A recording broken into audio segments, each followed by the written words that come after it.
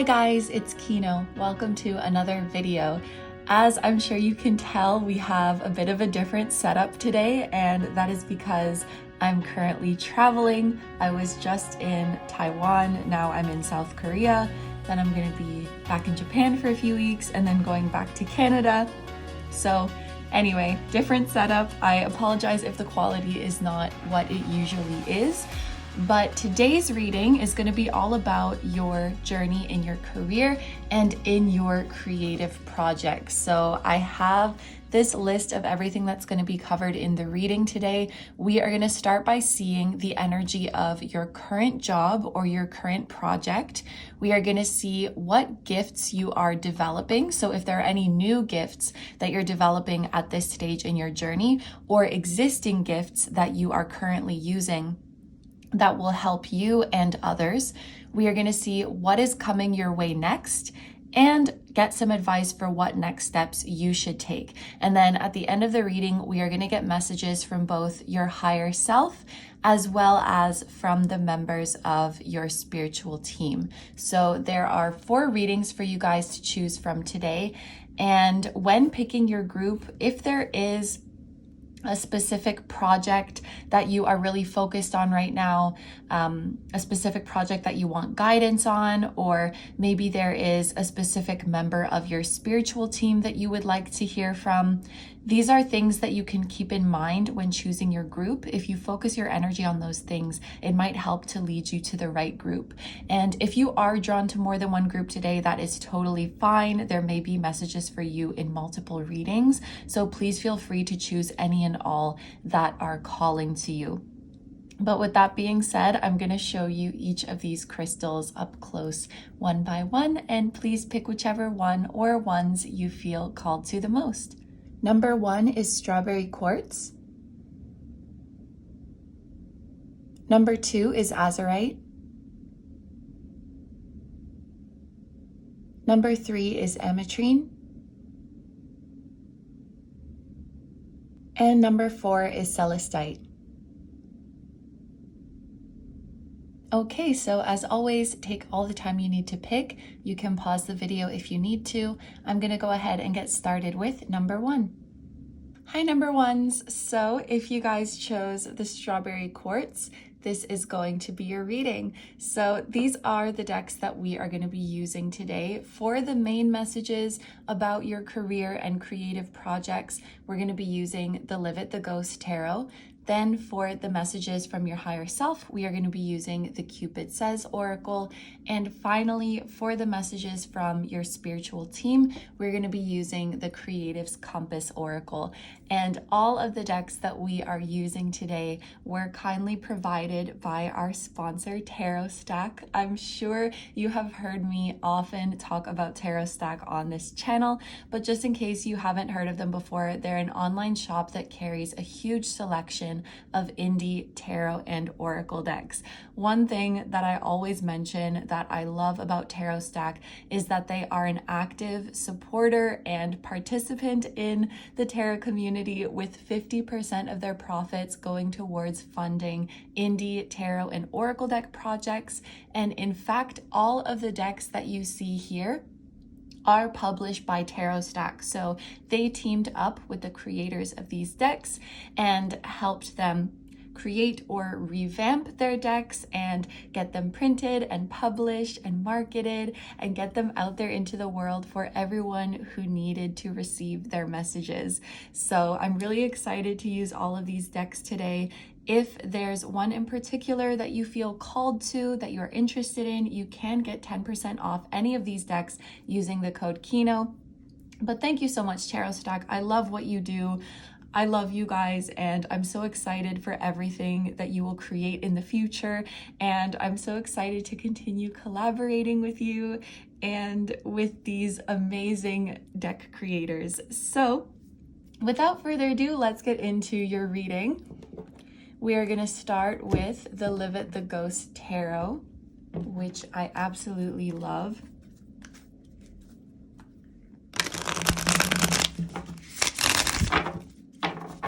My group number 1. So focus on, if you have particular question, a particular project that you are focused on right now. Keep this in your mind as I'm shuffling.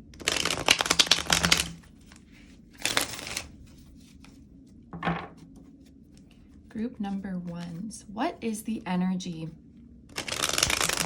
of group number one's current job or current project? What is the energy surrounding group number one's current job or group number one's current project? So we are starting with the Wheel of Fortune.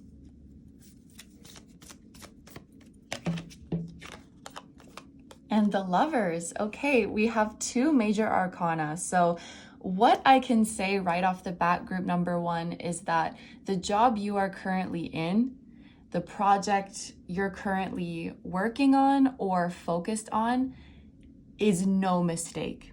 It is very much a part of your destined path.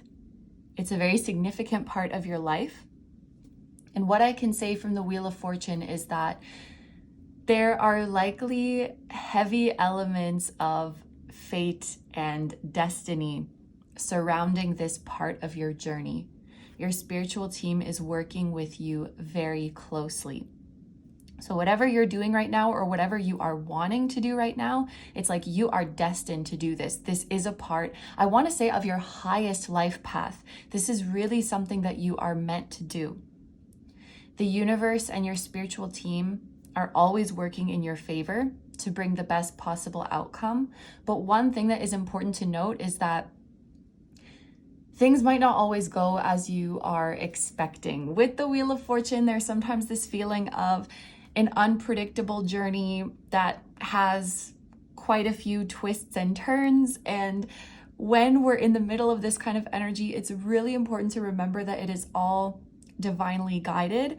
I'm hearing for some of you, that it actually makes you laugh. Like you're able to find the humor in it, that anytime you plan something with regards to this job or with regards to this project, it tends to just go in a completely different direction, that it's almost become funny at this point.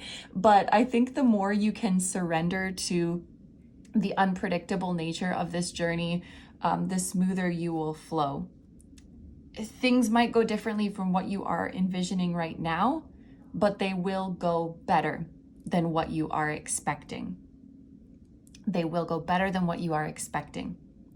And it's interesting that we have the Lovers here as well, because this also tells me that there is a very significant connection or multiple very significant connections that are involved in your current career or in your current project. So there could be people that you already know, they're already in your life and you are destined to work with them, or the universe is currently working to bring you together with certain people. And it's like you and this other soul or these other souls have already made an agreement. In this incarnation, we're going to come together, we're going to meet at this place at this time, we're going to work together on this project. It feels very written in the stars. It feels very destined. And I do think it's a mixed group here where some of you already know this person or already know these people that you're meant to work with. If you don't already, I can tell you for sure that the universe is working to bring you together with this people. But it's like these people, sorry, but it's like a work soulmate or a creative collaborator soulmate or a business partner soulmate. For some of you, it could even be a romantic partner, because the Lovers, as you can tell from the name of the card, it can very well have a romantic vibe to it. So you could be destined to carry out this project with your significant other, with your spouse, with your love interest, or the romantic soulmate that you are currently manifesting will be someone you are meant to move forward with in your career together or work on a significant project together. I also feel that the universe is working to bring people, like show you people. That's a good way to put it. The universe is working to show you people who are meant to inspire you. So this is not just people that you're meant to meet in person and directly work with. But Spirit could be showing you people through media, through the internet, who are meant to inspire you or influence you in some way. So if you've recently stumbled across someone's work or stumbled across someone's art and you're like mesmerized by it and you feel really inspired by it, that is also not a mistake. Oh, some of you might even stumble across someone's work and be really inspired by it. And yes, it's because they're meant to influence your work, but it could also be that one day you will meet up with them and work together with them. So the main energy of this is that the universe is orchestrating destined partnerships right now, significant work or creative soulmates. And yeah, with 2 major arcana, there's really, really heavy elements of destiny. So if things are not going how you planned, please don't think that you did something wrong. I feel like fate is just working overtime right now. And surrender will be the best thing that you can do. We do have Gemini energy here with the Lovers card. So someone with Gemini placements could be significant, sun, moon, or rising. I also want to say Gemini midheaven because this is a career reading. So someone who has the sign of Gemini in the 10th house could be significant, whether that's you or someone else. Or Gemini season could be a significant time in your career. So late May to late June.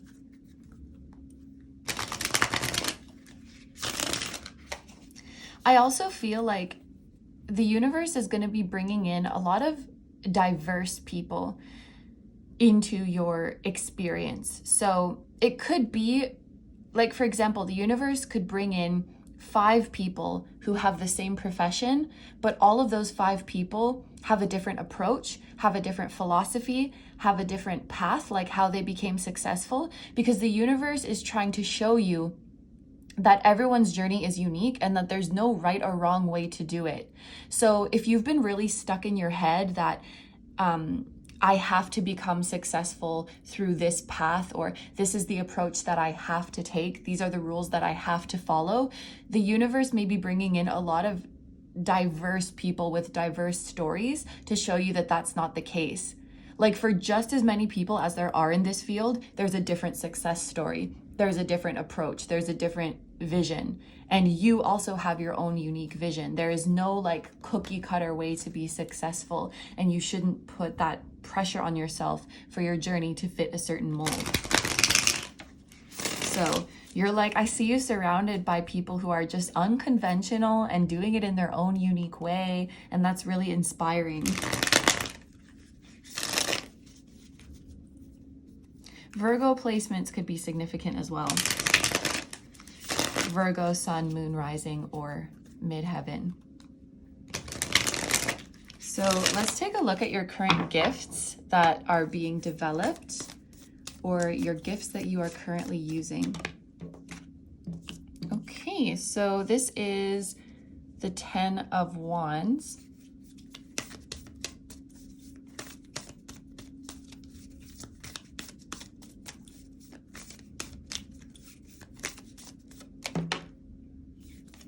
And we have the 3 of Wands. Both of these are fire energy. So I feel like if you're not feeling this energy yet, you could be entering into a stage in your career or in your creative journey where you are really, really passionate. I also feel like you are becoming more ambitious.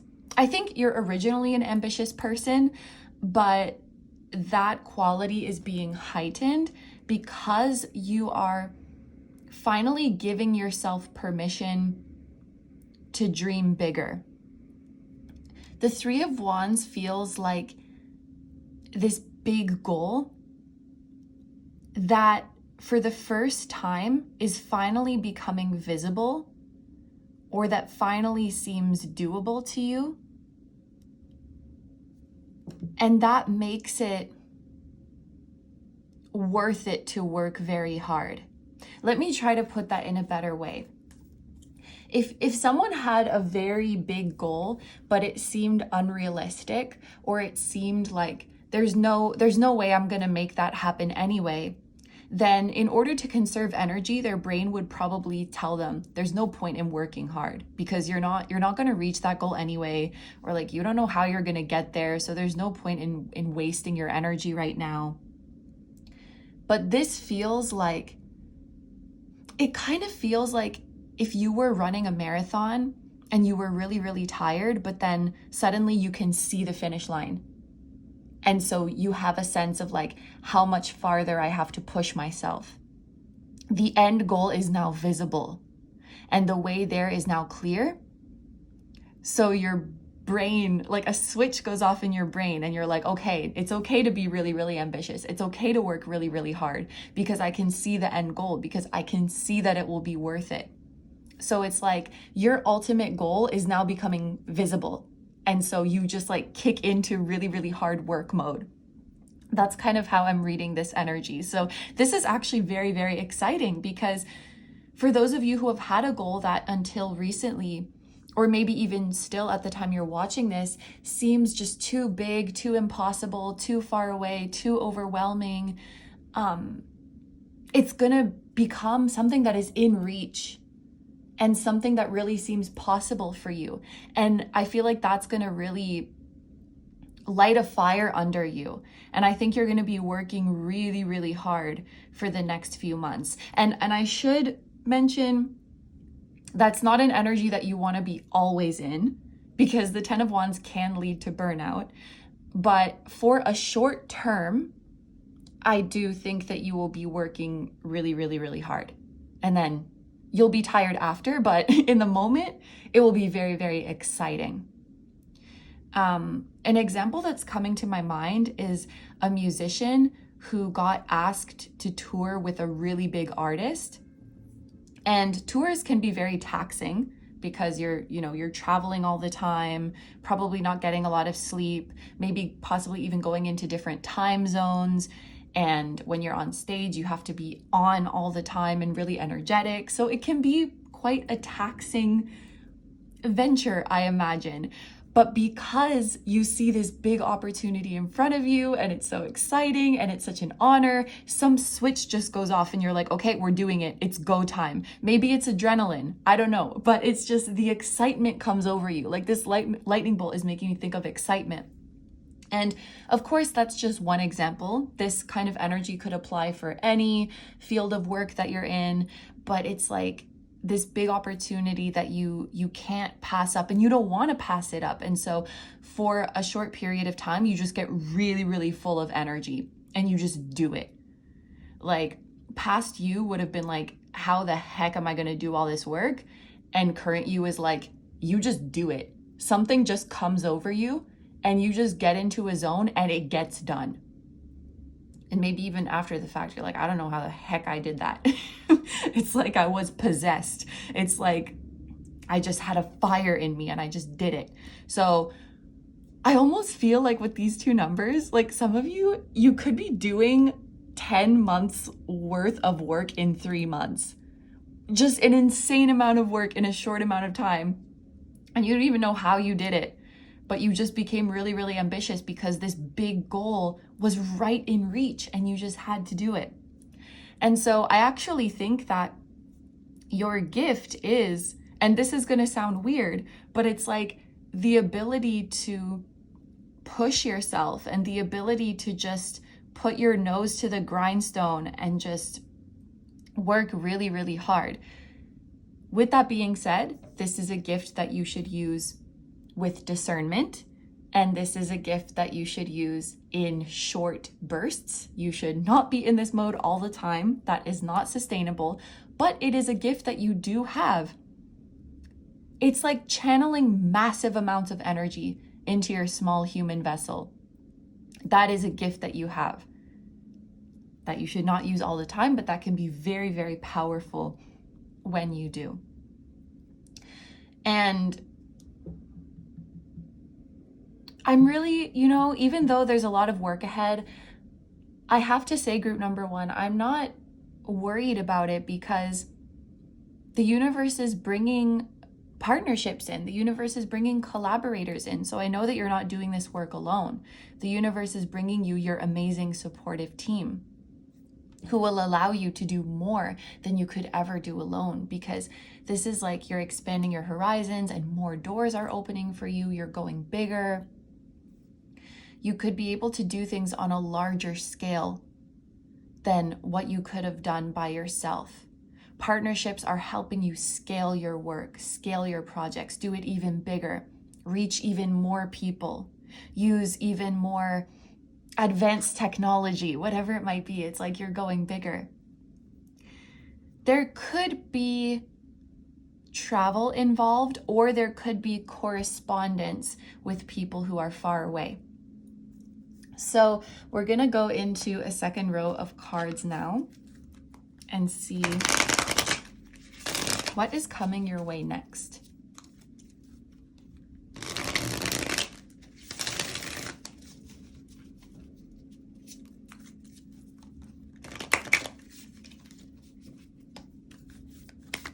What's coming next for my group number ones? Oh my gosh, the Ace of Cups, emotional fulfillment, a happy new beginning.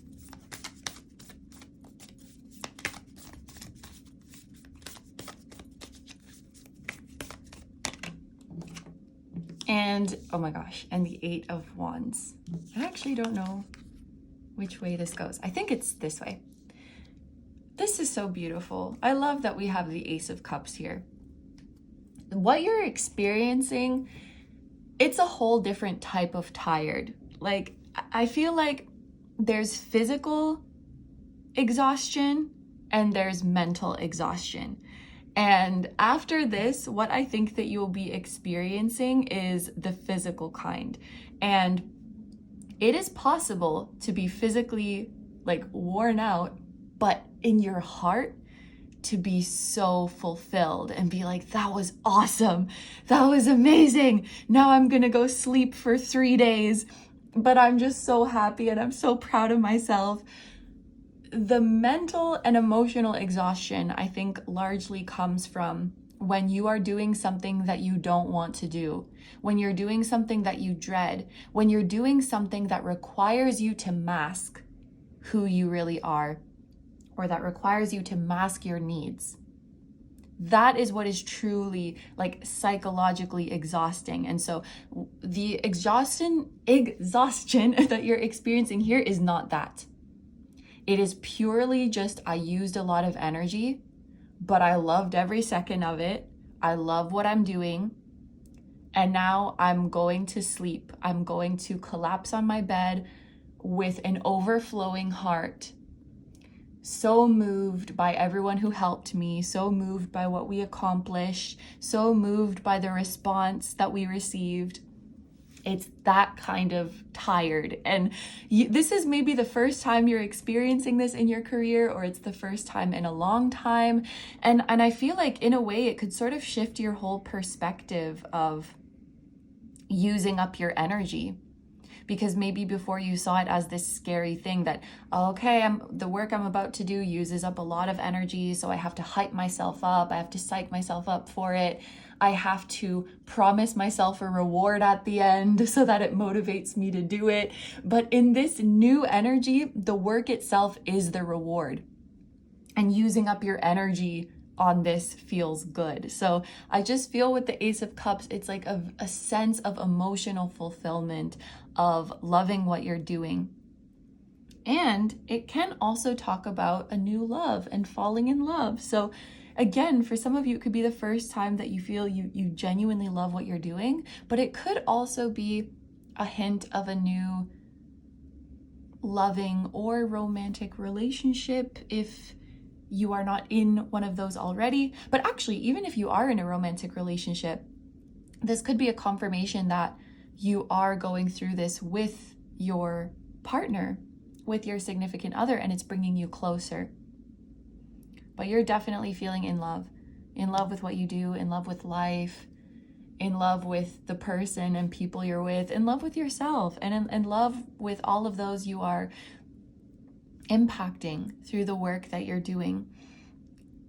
With the Eight of Wands, again, there's a feeling of having a lot to do. I do think in the long term as well, you're moving into a more busy life or a more fast-paced life. Definitely not continuing in this 10 of Wands energy forever. This feels like just one really big push that you give, and then it's like when a plane takes off, it needs a lot of energy to get up there, but then once it does get up there, it can kind of coast, I'm assuming.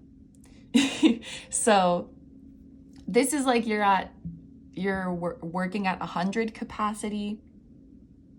This is like 80. It's more manageable. So after this, your lifestyle will become more manageable. You'll be maintaining the success and the rewards that you reaped. But still, I feel like you have a bit more of a fast-paced lifestyle, or it feels like for some of you, it's more diverse, like no 2 days look the same. In and out of meetings with different people, working on several different projects and several different partnerships. So if it's not that it's more fast-paced and busy, it could just be that in this new lifestyle, you need a little bit more organization, because it's not just like, oh, I go to this office every day at 9 a.m. and I leave every day at 5 p.m. It's like every day you have to remember and be like, oh, what am I doing today? Okay, I have a meeting with this person at 2, and then I'm going across town to talk to this person, and then I have to turn in this project by midnight tonight for this client. Like it could just be a bit more varied, and so it keeps your brain on its toes. You're not doing the same things all the time. And even the Wheel of Fortune feels like that. The Wheel of Fortune is it's change. It's the constant of change. And you never know what it's going to give you.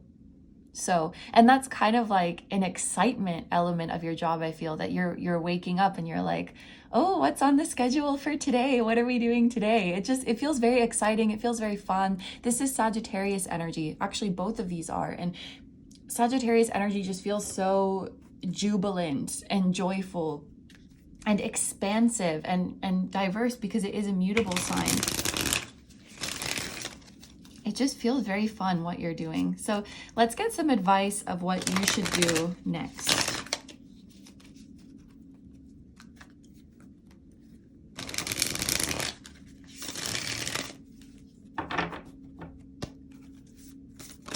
Advice for what group number 1 should do next. We have the Emperor,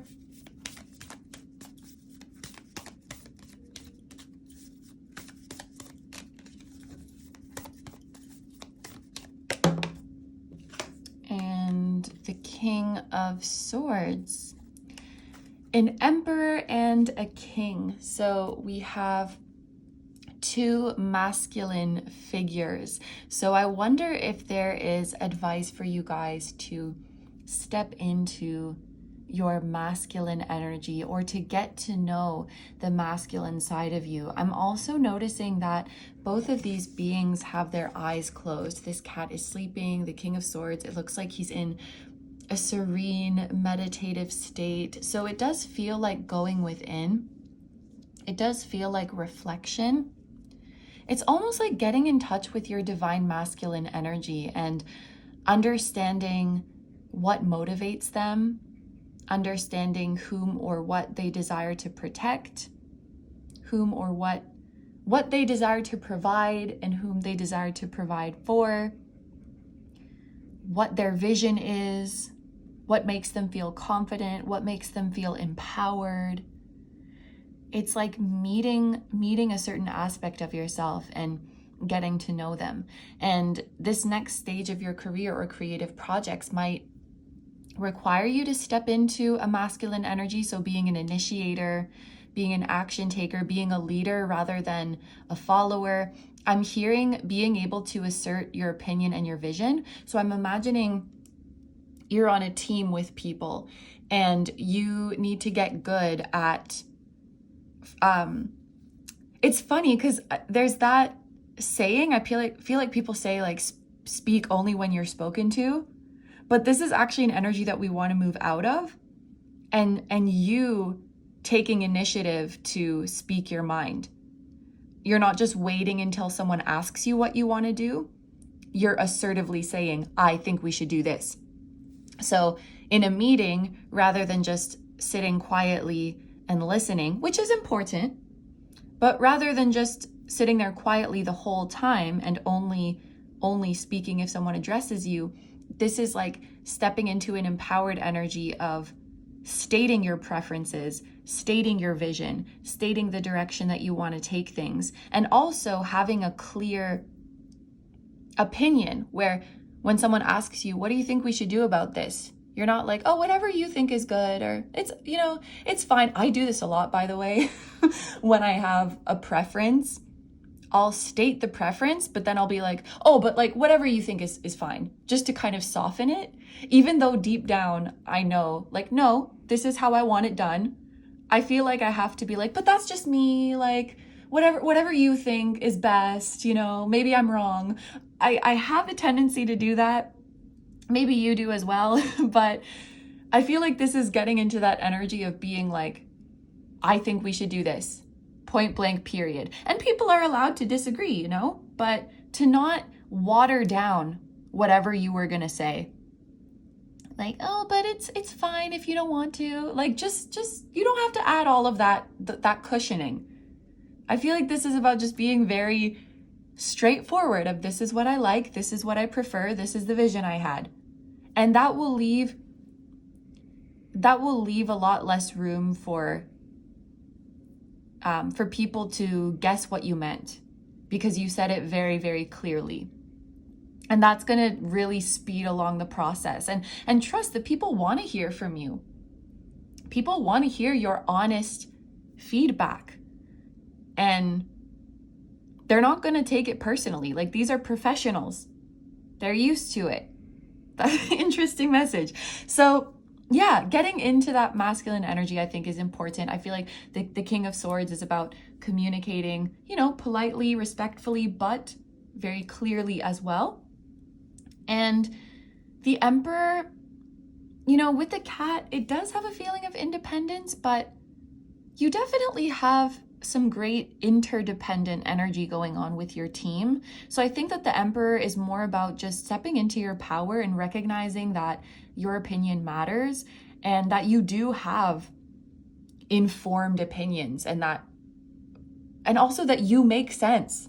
You might be the type of person who's like, I hope that makes sense, which I say that a lot, but you make sense. Your opinion is valid. Your vision is valid. And really just believing that. And I feel like you could have twice as much confidence as you currently have when you're in the workplace or when you're in a meeting, and just believe in your vision more. And that will come with time. I think, with the crowns, this is about recognizing the authority that you do have in your field. You do. Okay, so next we are going to get some messages from your higher self. We're going to use the Cupid Says Oracle, which usually I use this as like channeled messages from your person, but today the person is your higher self. So let's see what your higher self has to say about this point in your journey. We have, why am I crying? This is not a phase. And I feel so guilty. This is emotional. This is, your higher self. This might be kind of a specific message, but I really think that there is a big goal of yours that you are achieving in this stage of your journey. There's a big goal of yours that you're achieving. And we spoke about with these cards, it's like now that the goal really seems like it's in reach, you have that motivation to work really hard towards it. But there may have been a point in the past where the way there wasn't so clear and this goal didn't seem that realistic. And this is not something to feel guilty about, because this is just how our brains conserve energy. When the way is not clear, or when it seems too far out of reach to begin with, your brain tends to say it's not worth it.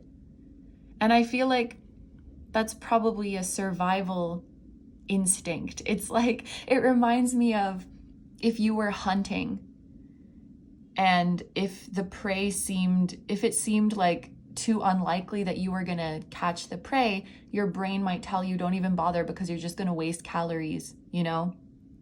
It feels like a survival mechanism. And so that same mechanism, I feel, was at play with your goal, where your brain said, like, this goal is too big, it's too overwhelming, we don't know what we're doing, you're just gonna waste time, you're just gonna waste energy if you try to go for it.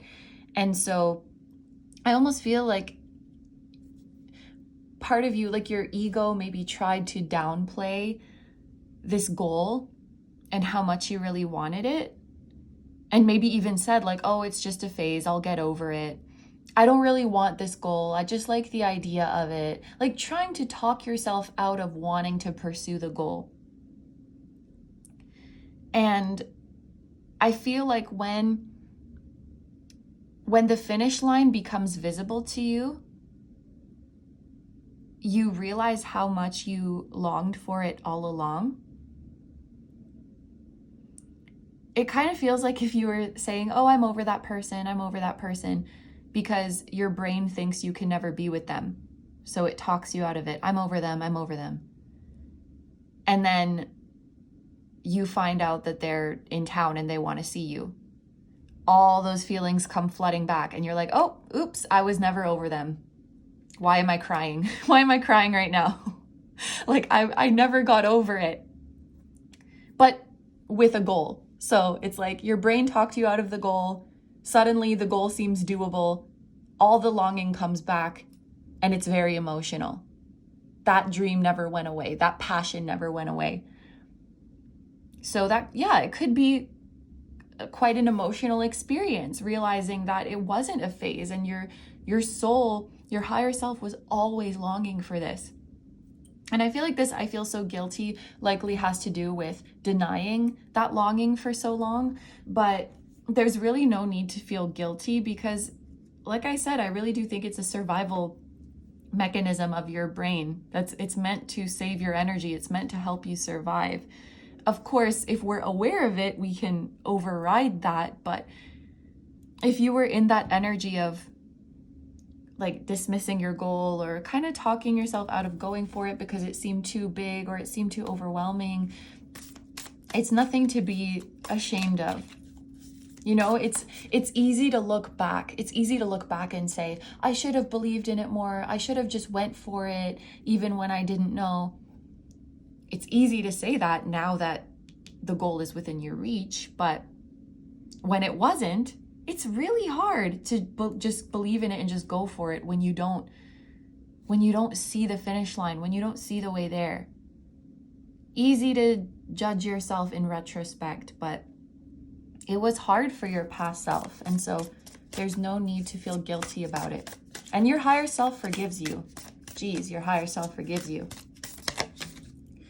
Okay, what does your spiritual team have to say?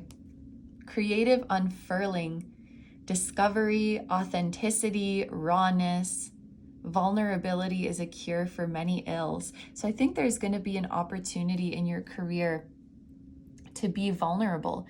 And definitely now that we're not hiding our longing from ourselves, now that we're not hiding our deep desires from ourselves, there's a big opportunity for self-discovery. For those of you who are creatives, you could be showing a lot of your vulnerability in your work, creating something that is very raw. But regardless of what field of work you're in, I do think this is about opening up and being vulnerable with the people around you and recognizing that you're not alone. There's probably a lot of people who've had a similar experience to you. So I think the advice from your spiritual team is to not hide what you've been through, to not feel guilty about it, to not feel ashamed about it or like embarrassed in any way, and have these kind of open and raw conversations with people. Because I think ultimately people want to open up. And so if you take that initiative, if you step into your masculine body energy, and if you take that initiative to open up and to start that conversation, people will respond. It's like they're waiting for an opportunity to be vulnerable, and you might create that. And let's get one more. Messages from your spiritual team. Catharsis. That makes a lot of sense. This is a cathartic time. We're opening up, we're being raw, we're having an emotional release. And yeah, not always the point, but often an outcome. So regardless of what you're doing, catharsis and emotional release is going to be a product of it. Even this working really, really hard, that can be cathartic sometimes. Like when you get into that zone, I find that like old emotions come bubbling up. Emotions that were stuck come bubbling up. Like when you're exerting yourself really hard, or when you're really deep in a creative flow, things just kind of bubble to the surface. So I love these keywords together, unfurling and catharsis. Whew, it feels like a big release that is long overdue. And there's great healing that is coming here. So group number 1, those are all of the messages that we have for you today. This was my first time using all of these decks together, but I think they worked great together.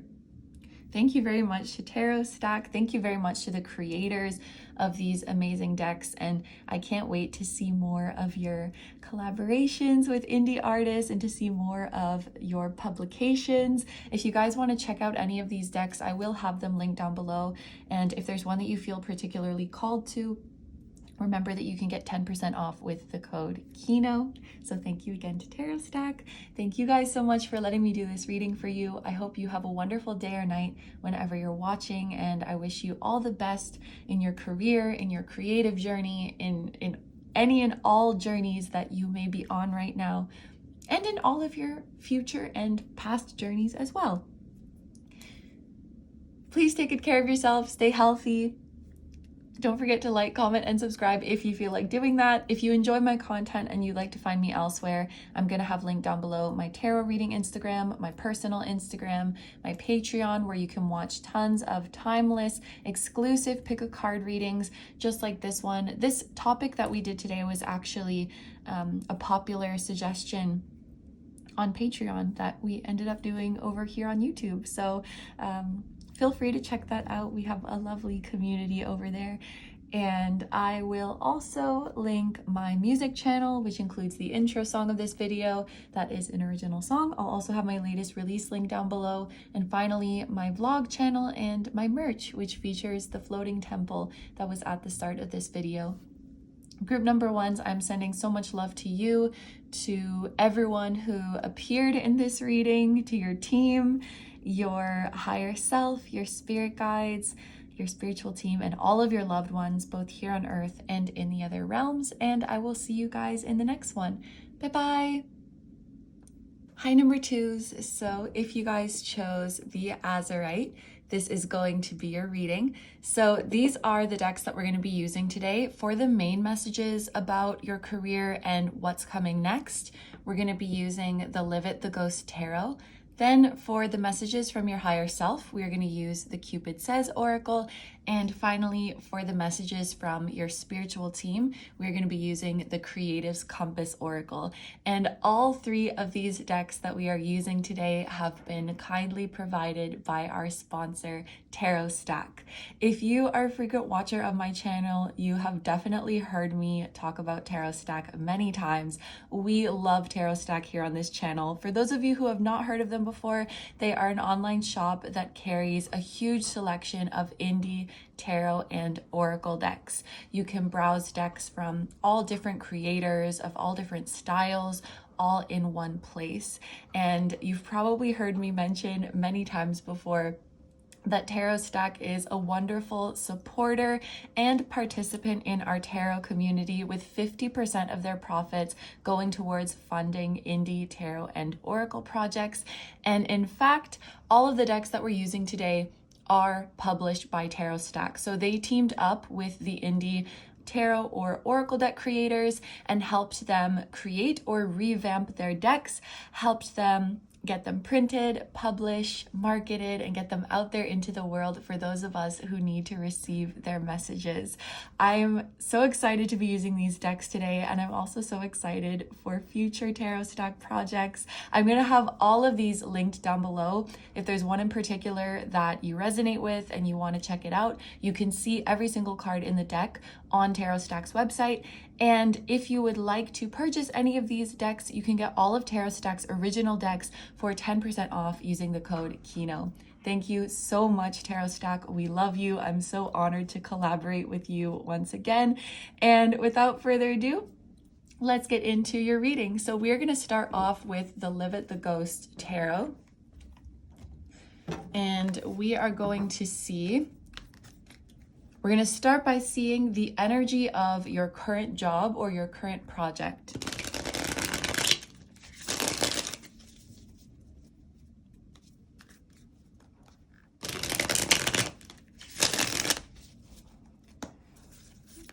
Okay, my group number twos. What is the energy of group number two's current job or current project?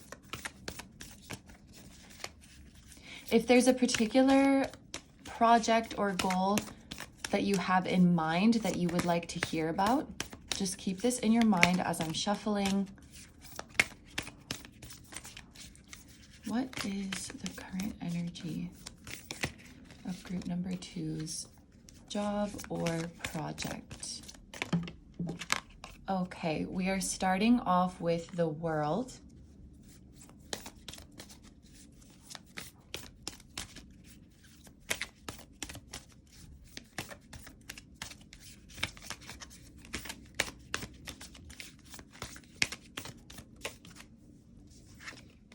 And then we have the Tower.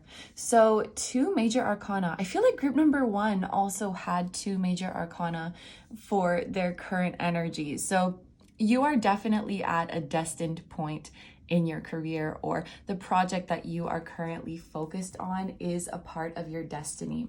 With the World here, this is a card that talks about completion. But I also wanted to mention, when I was shuffling the deck, there was a feeling of like confusion or apprehension. And so this sort of feels to me like an uncertainty of whether something is complete or not, or an uncertainty as to whether we are ready for the next step, because the World very much feels like we've accomplished everything. We've done everything that there is to do here. We're reaching a place of completion. We are ready to graduate, so to speak. We're ready to move on to the next level, to the next challenge. And so those of you who chose this group, you may be questioning whether you are in this energy. So for an example, those of you who are creatives, you may find yourself in an energy where you're working on a project and you can't tell if it's finished, or you're like, how do I know when this is done? How do I know when this is ready to be released into the world? Or if I'm meant to still ruminate on it, if I'm meant to still tweak some things, there's a feeling of how do I know when it's finished? Or even in other fields of work, there's a feeling of how do I know I'm ready to end this chapter and move on to the next one? You may have this sort of, I'm hearing like itching, like an inner itching of, I feel like I'm ready for new horizons.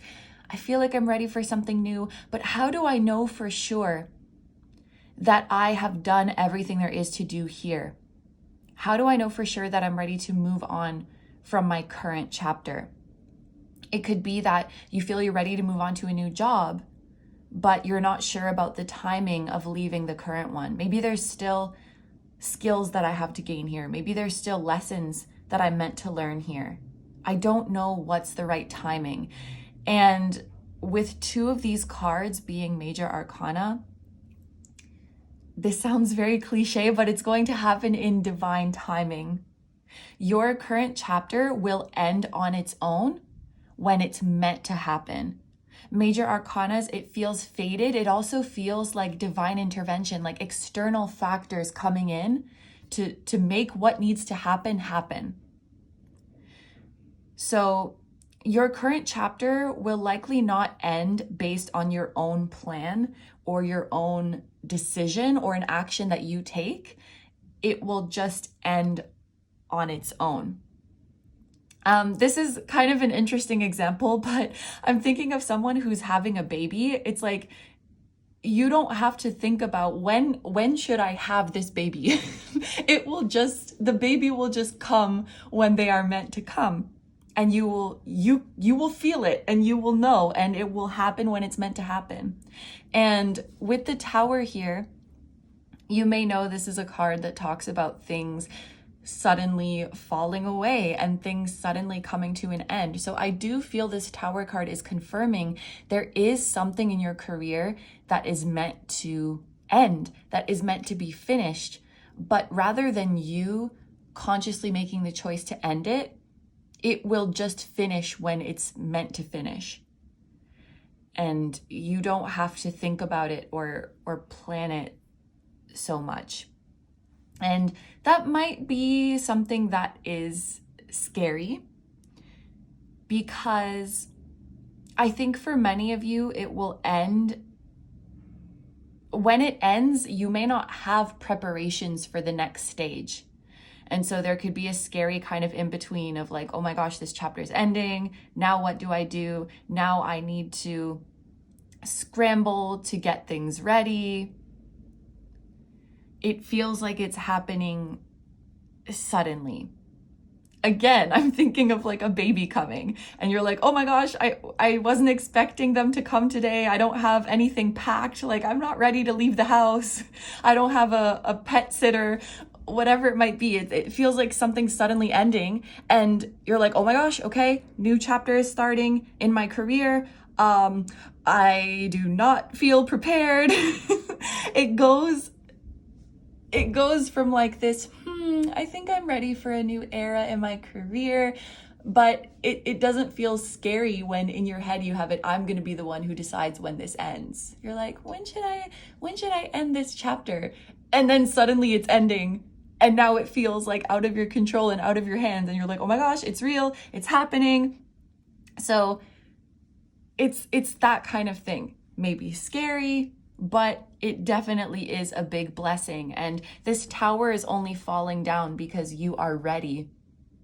You are ready to graduate from whatever you are currently doing. You're ready to move up to bigger adventures and bigger challenges. I wonder with the world, if for some of you this has to do with moving internationally or working for an international or multinational company, or getting a job that requires you to use another language or to interact with people of a different culture.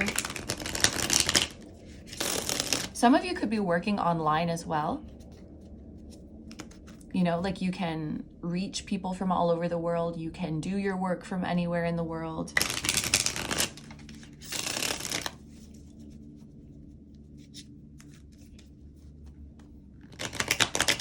It's like something that you wanted to end, but because it ended in a way that was out of your control, it feels uncomfortable.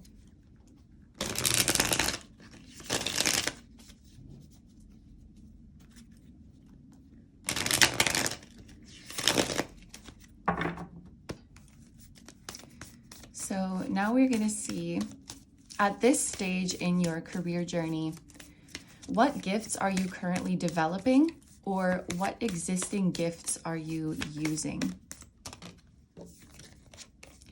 We have the Chariot, which is another major arcana.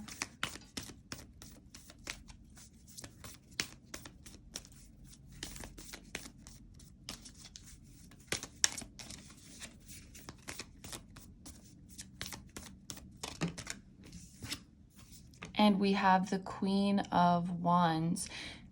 Beautiful energy. This feels like a very strong connection to your intuition, to your inner guidance. When the Chariot appeared right away, there's a feeling of moving quickly on your feet, of being able to just keep it pushing and keep moving forward, even in uncertain times. In this phase, you may be making like quick decisions, almost like making important decisions on the fly with not a lot of time to think about them, but somehow you just end up always choosing the right thing. And that is because even in times that are outwardly hectic or uncertain, you have a very strong and very deeply rooted connection to your intuition. There's a feeling with the Chariot that like your gut feelings never lead you astray. And I feel like in times of uncertainty, your response will be to take action, like to keep moving forward. It feels like you're not someone who will freeze up. Chariot very much feels like keeping the ball rolling.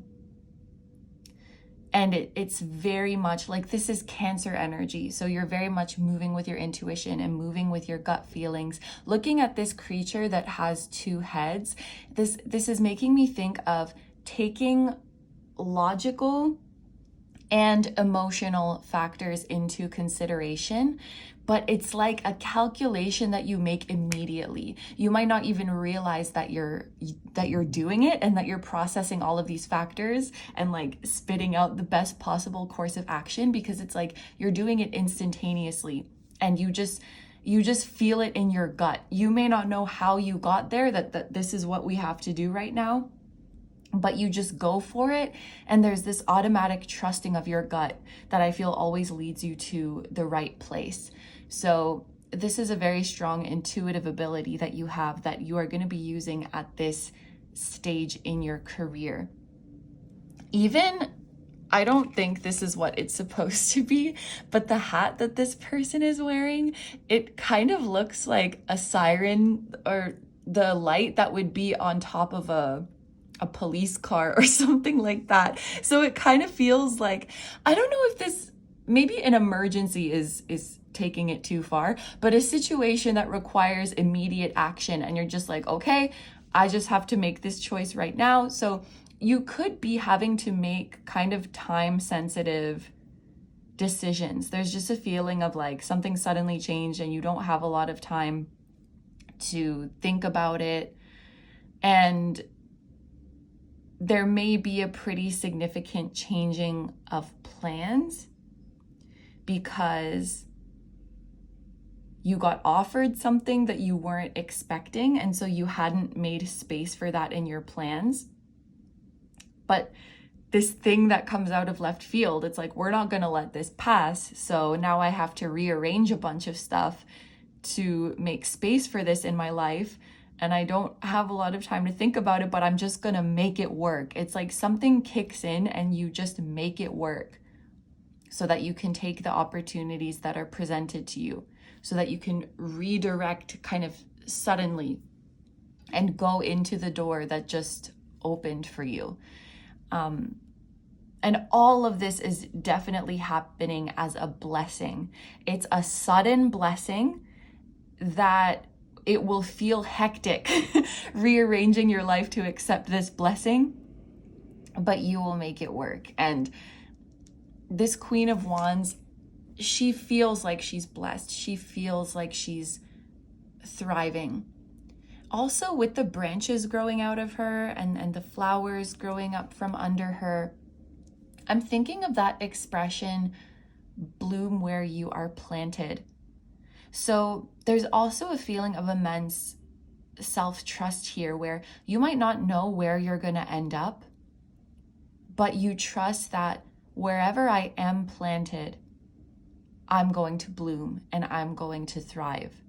So it feels like at this stage in your career journey, the universe is asking of you to have flexibility and to be able to adapt and to trust your gut instincts, and also to trust that wherever the universe does take you, wherever the seed that is you gets planted, that you are a fertile seed and you are going to bloom and you are going to flourish.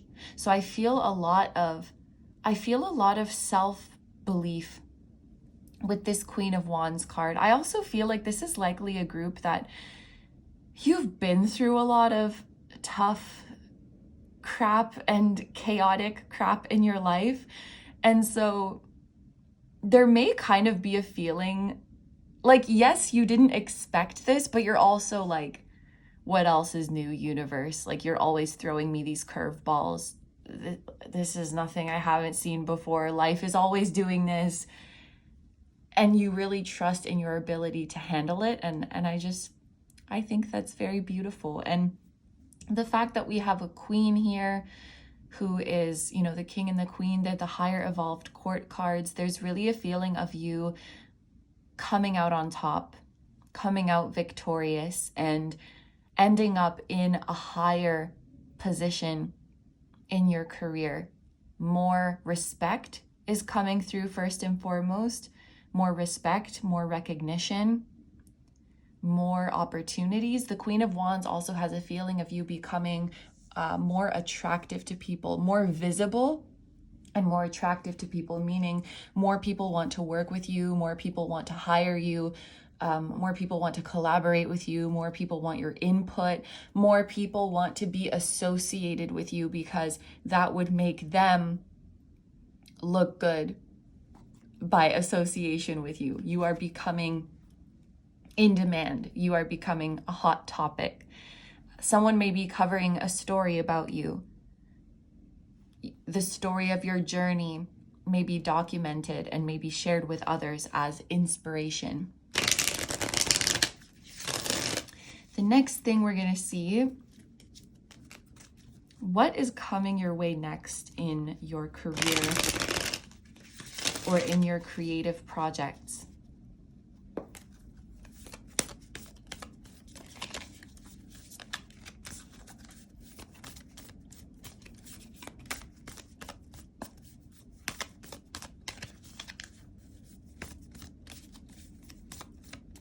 What is coming next for my group number 2s? We have, this is the 5 of Cups.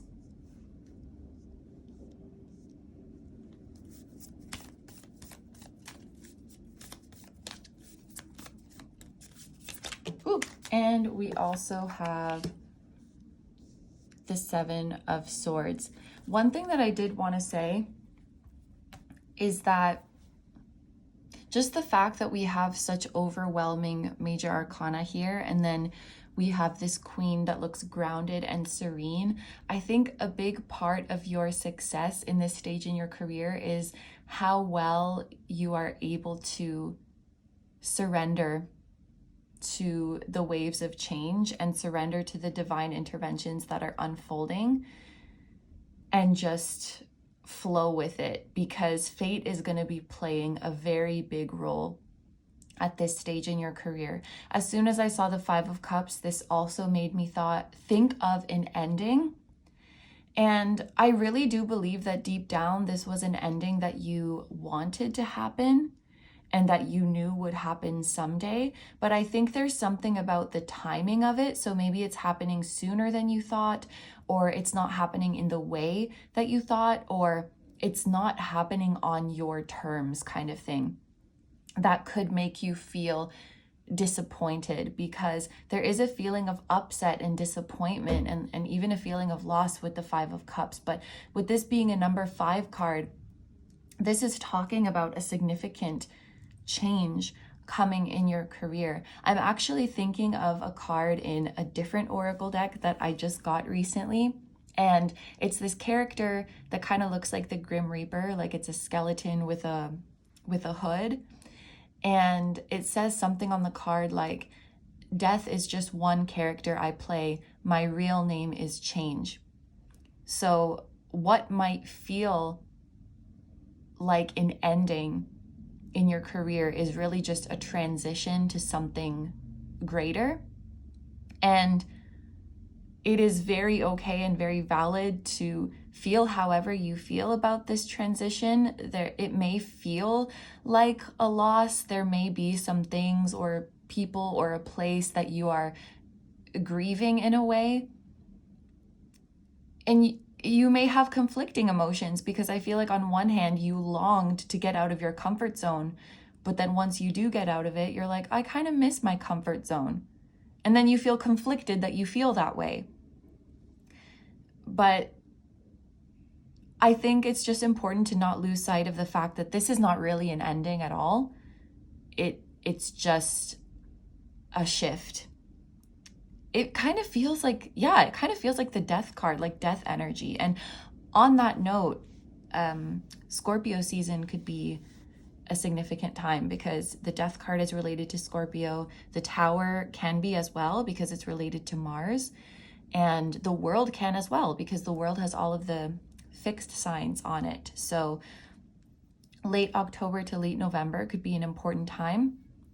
But nothing is ending. It's just changing form. So you will likely, now that I say this, you will likely be, pursuing the same goals and in the same field that you were currently in, or that you have always wanted, but maybe it's happening in a different place. Maybe it's happening in a different way. Maybe it's happening with different people. So it's not really an ending. It's just you're shape-shifting in some way, and you're evolving into something greater. And there may be a part of you that feels like you miss the old days. That's what this 5 of Cups feels like. And there's a conflicting feeling here with the 7 of Swords. Almost like, I'm looking at this snake. You may almost kind of feel like your emotions are betraying you, with finger quotes, because it's like, I know that deep down this is what I always wanted. These are the changes that I thought of making. So why do I feel like I've lost something? I'm moving in the direction that I always envisioned myself going, that I always told myself I wanted to go. Why do I feel sad about what once was? I always thought I wanted to move on, and now that I am, it feels, I'm like, I wonder if I'm making a mistake, or I wonder if this wasn't supposed to happen, or just like sentimentally missing the old way. And that's okay. I think every transition is bittersweet. And I think that you can simultaneously miss the old way, but also know that it's time to move on. And that's not like, I don't really feel like that's contradicting. It's just you're holding space for 2 different emotions, and they can be true at the same time. And I think it's kind of unfair to expect yourself to have one-dimensional emotions. Like, it's like, you got what you wanted. Why are you upset? It's not fair, and it's not a kind thing to say to yourself, and it doesn't allow space for your raw and authentic human emotions. And so I feel like this 7 of Swords, it's like being confused about how you feel, or again, like feeling betrayed by your emotions. And I do think you might have these kind of mixed feelings for the first while after this transition, but eventually the truth will really settle with you that this was the right thing to happen. This is what was always meant to happen. And again, I feel like surrender is super important. Also realizing this card is Scorpio too, the 5 of Cups. So lots of Scorpio energy going on. It could also be like a person with Scorpio placements is significant, whether that's you or someone else. There's Scorpio energy here, Aquarius energy, Cancer energy.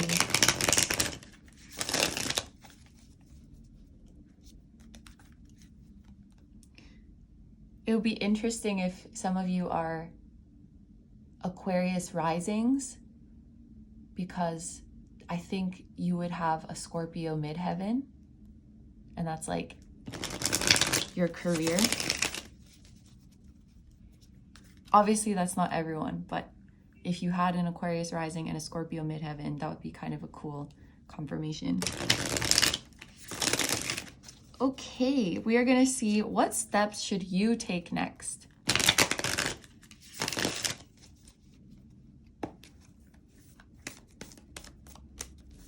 What steps should group number 2 take next? What advice is there for group number 2s moving forward? We have the 6 of Wands. That's beautiful. I love that image. I love this deck. And then we have the Ace of Wands. Okay. Very cool that we have the 6 of Wands, because there was that message coming through with the Queen of Wands about you being very attractive and receiving more recognition and receiving more respect. And that is very much what the 6 of Wands talks about. In this new stage, you could be gaining more fame, which you could be famous, but I think I just mean that more people know about you. More people know about you, more people are watching you, more people are following what you do. The world gives that feeling as well. I just heard thrust into the spotlight. So some of you could be pursuing a larger audience. For some of you, it could be something that inadvertently happens. It's like you were never trying to pursue fame or trying to have a moment in the spotlight, but it's just something that accidentally happens, which I don't know how comfortable you feel with that, but it does feel like many eyes are on you with this 6 of Wands. And at the end of the day, I feel that this is feeling very proud of yourself for how far you've come, and also for how you handled these chaotic times, and you handled these abrupt changes with grace. Looking at this rose too, I think there's a sense of pride that you feel with how even when your emotions were confusing, you never neglected them. And you always made space for the complexity of your emotions. You made space for your sensitivity. You made space for your softness. Or this is advice to you moving forward, to create space for all of your emotions. And even in the midst of external circumstances that seem rough, you remain soft and you honor your softness. And I definitely do see worldly achievements and material achievements coming your way, but I think that when all is said and done, what you will feel most proud of, it's about your character. You know, it's not about how many people follow you or how much money you made or how good of a reputation you earned. While those can be things that you are very proud of, I think that at the end of the day, like if someone were to ask you, what are you most proud of? What are you most happy about in this journey? It would likely be about your character development. And I'm proud that I trusted my gut. I'm proud that I trusted my intuition. I'm proud that I trusted the universe and surrendered to these changes, even when they were crazy and even when times were uncertain. And I'm proud that I always made space for any emotions that came up, and I welcomed them, and I showed myself compassion. You will be proud of your character. You'll be proud of how you committed to loving yourself and committed to believing in yourself. Even the Ace of Wands, for me, this is like being in sync with your higher self. And the number 61 very much feels like self-love and your human self and your higher self in this beautiful reciprocal relationship. The things you're most proud of, it's your inner journey. It's your spiritual journey. And that's what will inspire people the most. I do see you having many admirers, but even your admirers, they don't admire you most for your accomplishments or your reputation or your money or whatever it might be. They admire your soul. They admire who you are. And the phrase like separating the art from the artist is coming to my mind. And I think that when it comes to you, this is kind of a weird message. When it comes to you, people will never have to do that because your work is so pure and your soul is so pure, and it just makes this beautiful package. And for those of you who are, actually, it doesn't matter if you're creators or not, but there was just a message that when people get to know you as a person, when they understand who you are and when they understand your journey, it adds a whole new level of appreciation to your work. So let's say you were a songwriter. People could just listen to your song and enjoy it because it's a good song. But if they knew who you were as a person and they knew what you went through and what that song was referring to and like the lore behind it, so to speak, it would just make them love the song so much more and make them love you so much more. It's just this beautiful thing is like when I get to know you as a person and know like where you come from and what you're all about, it makes the work that you're doing so much more meaningful. And that goes even if you're not a creator. When people know the story of how you got into this field of work and what motivates you and why you do it, it's just like, oh, it's so moving. You are becoming this figure who is moving and inspiring to many people, that many people want to know about. And so I think the advice for you is just to never, I mean, this is so easy to say, never doubt yourself.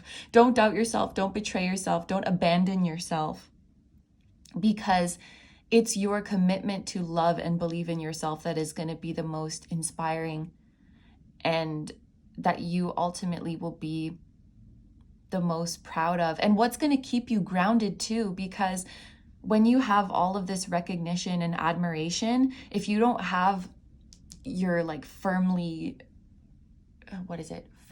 grounded roots within your sense of self and within your inherent sense of self-worth, it's easy to get swept away in all the praise, and it's easy to get swept away in people's projections of you.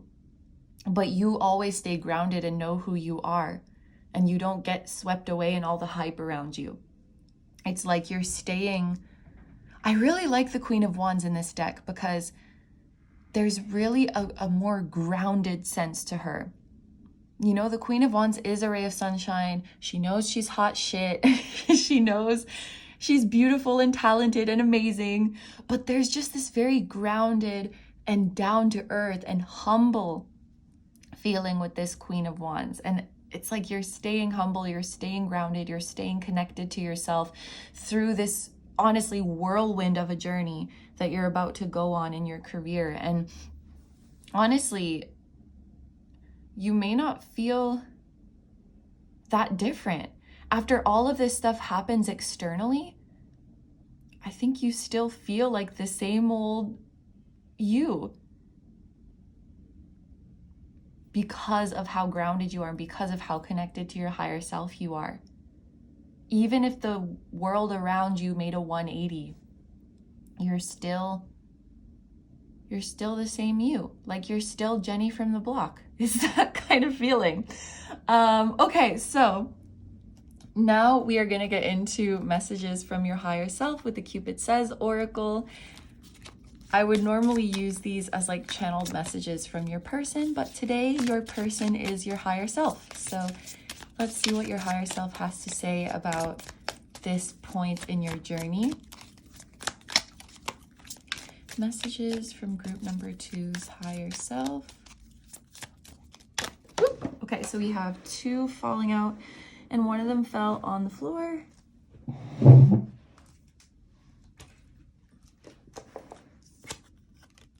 So we have the time is now and it still hurts. Yeah, so I feel like this is talking about that energy of like having to having to step into a new chapter before you're completely done with the old one. So this also gives a feeling of like, it feels like you don't really, no, you do get to decide if you're going to move on or not. But there's a feeling of like the universe comes knocking. The universe comes knocking with the new chapter before you maybe feel 100% ready to step into it. And you don't have to step into it. The universe can't force you to step into the new chapter, but there's a feeling of like, if I don't go now, there may not be another chance exactly like this one. So I just have to take this chance even though I'm not 100% ready. And your higher self is actually saying, let me let you in on a secret. You will never feel 100% ready. That's just your brain. Like, it will always try to like psych you out when something new and unfamiliar presents itself. And so the fact that you may be scared or the fact that you may be nervous, it doesn't actually mean that you're not ready. Even, it's like at the point, even when you're still feeling scared and nervous, that is actually when you are ready. And even just going back to that, I think is one of the very first messages in this reading about not being sure when a work is done. I feel like sometimes it never feels completely done because your brain psychs you out of like, oh, there could still be more things to tweak. There could still be more things to improve. And so your mind might try to tell you that you're not ready, but your gut will know. And sometimes that gap between what your gut is telling you to do and what your mind is screaming at you to do, it can be painful and it can be confusing. So can you say being in your gut? Maybe that sounds kind of weird, but being in your gut and acting from your gut will help you on this journey, even when it is scary.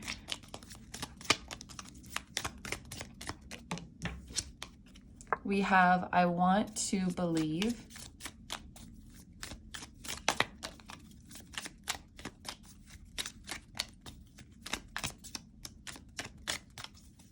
This is another thing.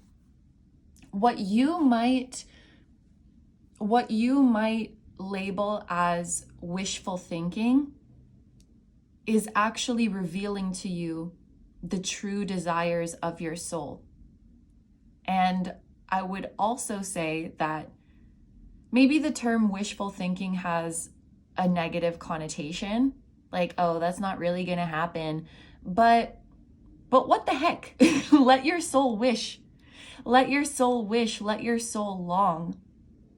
When your soul has a deep longing, I truly believe it is because somewhere out there exists a timeline where you have that thing or you are doing that thing. If you can perceive of it, there is a timeline that exists where you have it or where you are doing it or where you are experiencing it. And why would you not allow yourself to believe and allow yourself to wish? That's what your soul wants to do. Your soul wants to dream and your soul wants to be optimistic. And this will really help you go with your gut. Because when these opportunities present themselves, as much as your mind might scream at you that like, this is scary, we're not ready, the reason you will go for it is because deep down your soul wants to believe that this is possible. So I would actually say like to pay attention to what you might call your wishful thinking, because it's revealing the deepest desires of your soul. And it's actually a very effective guide for you.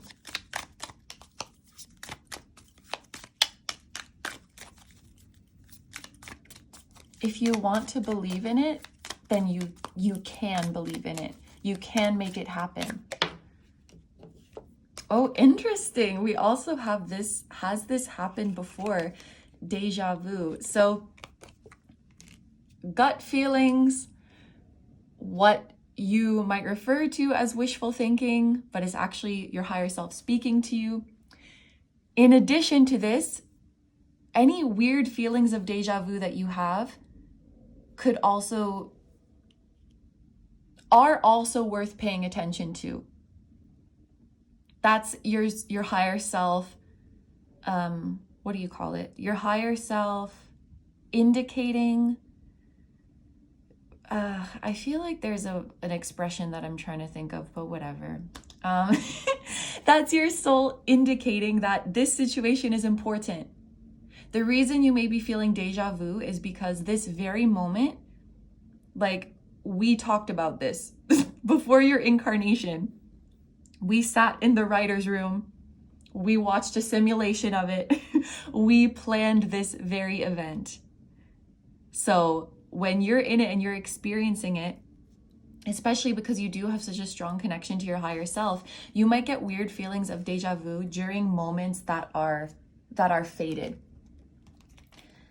Okay, so now we are going to use our final deck, which is the Creative's Compass Oracle, and we are going to see what your spiritual team has to say.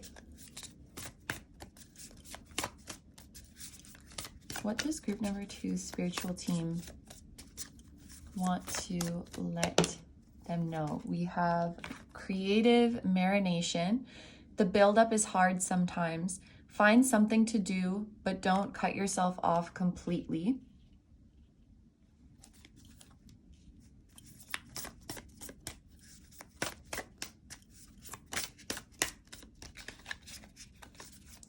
So this definitely feels like a period of immense growth.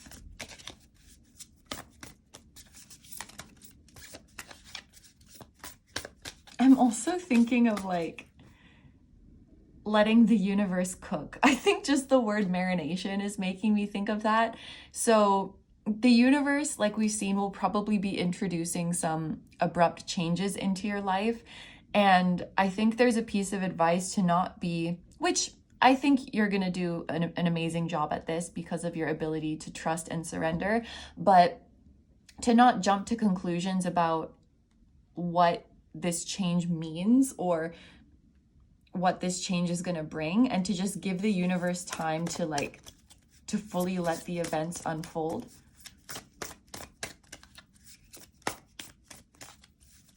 There may also be uncomfortable periods where like you're waiting to hear back from someone and you don't know what the result is going to be, and there's this feeling of like, oh my gosh, the wait is killing me.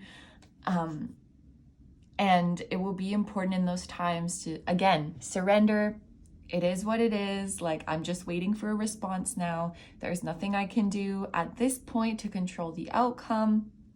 So worrying about this is not going to be productive, and let me find something else to do. We also have, this makes a lot of sense, versatility. Diversity is a strength, not a weakness. A painter does not just use one paintbrush or color. The writer has more than one muse. So your spiritual team also wants you to know that there are multiple ways in which you can fulfill your life purpose, multiple ways in which you can utilize your talents, multiple ways in which you can find success. And this next chapter of your career might be bringing more diversity to the projects that you're involved in, to your daily tasks, to your skills and talents that you're using. I feel like you're definitely wearing more than one hat. You're doing a lot of different things. And so, the universe, at the start of the reading, we talked about how the universe may be asking of you to be more flexible, but I also just think in this next stage of your career, you are also being granted more flexibility to express yourself in different ways or to take on different roles. And while I do think you have a strong sense of what living your life purpose looks like and what that entails, it also might look slightly different than what you had in mind.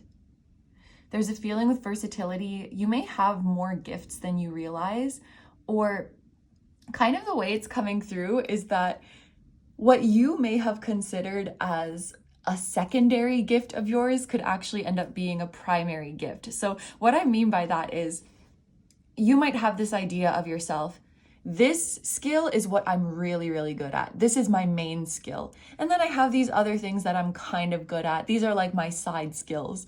And something that you had always identified as a side skill of yours, like a secondary skill to your main big one, could actually end up being one of your strongest gifts, the one that ends up really being developed. And I think that you'll surprise yourself with the types of projects you get involved in, and how something you thought was just like, oh, I'm just casually talented at that. You're actually very, very talented. You just needed the right opportunity to see it. So yeah, I see you involved in a lot of diverse things, and I see that being something that is very fun for you, but that also requires surrender, because I think something you will be, the main challenge in this stage of your career is to not give in to that voice that says you're not ready for that, or like you're not qualified for that, and to just trust and to just dive into it and prepare to be amazed by how your gifts just wake up and shine beautifully. It's an expansive time for sure. So group number 2, these are all the messages I have for you. So I'm going to end your reading here. Thank you so much for letting me do this reading for you. And once again, thank you so much to Tarot Stack for collaborating with me, for providing these beautiful decks to us. And thank you so much to the creators of these decks. I absolutely love using your decks, and it's such an honor. And I love how they all work so well together. So I'm going to have all of these decks linked down below. If there's one in particular that you feel called to, you can see every card in the deck on Tarot Stack's website. And remember, for these Tarot Stack published decks, you can get 10% off using the code KINO. Thank you very much, Tarot Stack. And I hope you guys have a wonderful day or night whenever you are watching, and I wish you all the best. Please take good care of yourself, stay healthy. Don't forget to like, comment, and subscribe if you feel like doing that. If you enjoy my content and you'd like to find me elsewhere, I'm gonna have linked down below my tarot reading Instagram, my personal Instagram, my Patreon, where you can watch tons of timeless, exclusive pick a card readings just like this one. And you can also decide on topics for future readings. This topic that we did today actually was a very popular suggestion over on Patreon, but we ended up doing it here. So if you want to leave your suggestions and get exclusive content, we have a lovely community over there. I will link that down below. I will also link my music channel, which includes the intro song of this video. That is an original song. I'll have my latest release linked down below as well. And finally, my vlog channel and my merch, which features the floating temple that was at the start of this video. Thank you guys so much for supporting me, my channel, and anything I do. I really appreciate having you here, and I'm sending so much love to you, to anyone who appeared in this reading directly or indirectly, and I'm sending lots of love to your higher self, your spirit guides, your spiritual team, and all of your loved ones, both here on earth and in the other realms. And I will see you guys in the next one. Bye-bye. Hi, number 3s. So if you guys chose the Ametrine, this is going to be your reading. So these are the decks that we are going to be using today. We are going to start off with the Live It the Ghost Tarot for the main messages about your career journey and what is next for you. Then for the messages from your higher self, we're going to be using the Cupid Says Oracle. And then finally, for the messages from your spiritual team, we're going to be using the Creative's Compass Oracle. And all 3 of these decks that we are using today have been kindly provided by our sponsor, Tarot Stack. If you are a frequent watcher of my channel, you have definitely heard me speak about Tarot Stack many times. We love Tarot Stack here on this channel, but just in case you haven't heard of them before, they are an online shop that carries a huge selection of indie tarot and oracle decks, and their selection is always growing. You can browse from all different creators, all different styles of decks, all in one place. And I often talk about how wonderful Tarot Stack is as a supporter and also a participant in our tarot community, with 50% of their profits going towards funding indie tarot and oracle deck projects. And in fact, all of the decks that we're going to be using today are published by Tarot Stack. So they teamed up with indie tarot and oracle deck creators and helped them create or revamp their decks and get them printed and published and marketed and out there into the world for all of us who need their messages. So I'm so excited to be using these decks today. I'm also so excited to see what decks they'll create in the future, but I'm going to have all of these linked down below. So if there's one in particular that you resonate with and you want to check it out, you can see every card in the deck on Tarot Stack's website. And for these decks, which are published by Tarot Stack, you can get a 10% discount using the code KINO.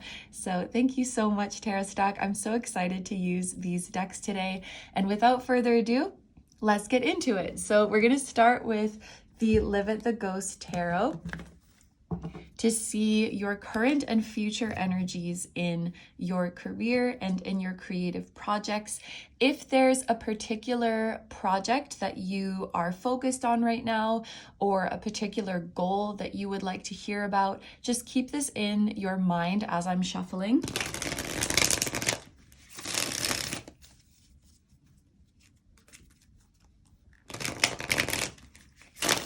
And let's get into it. My group number 3s, what is the current energy of your job or of your project? What are the current energies?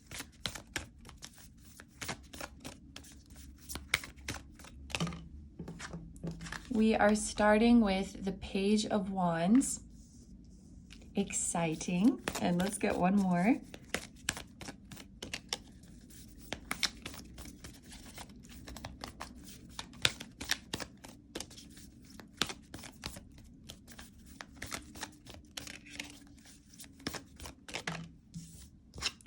And we have the Moon.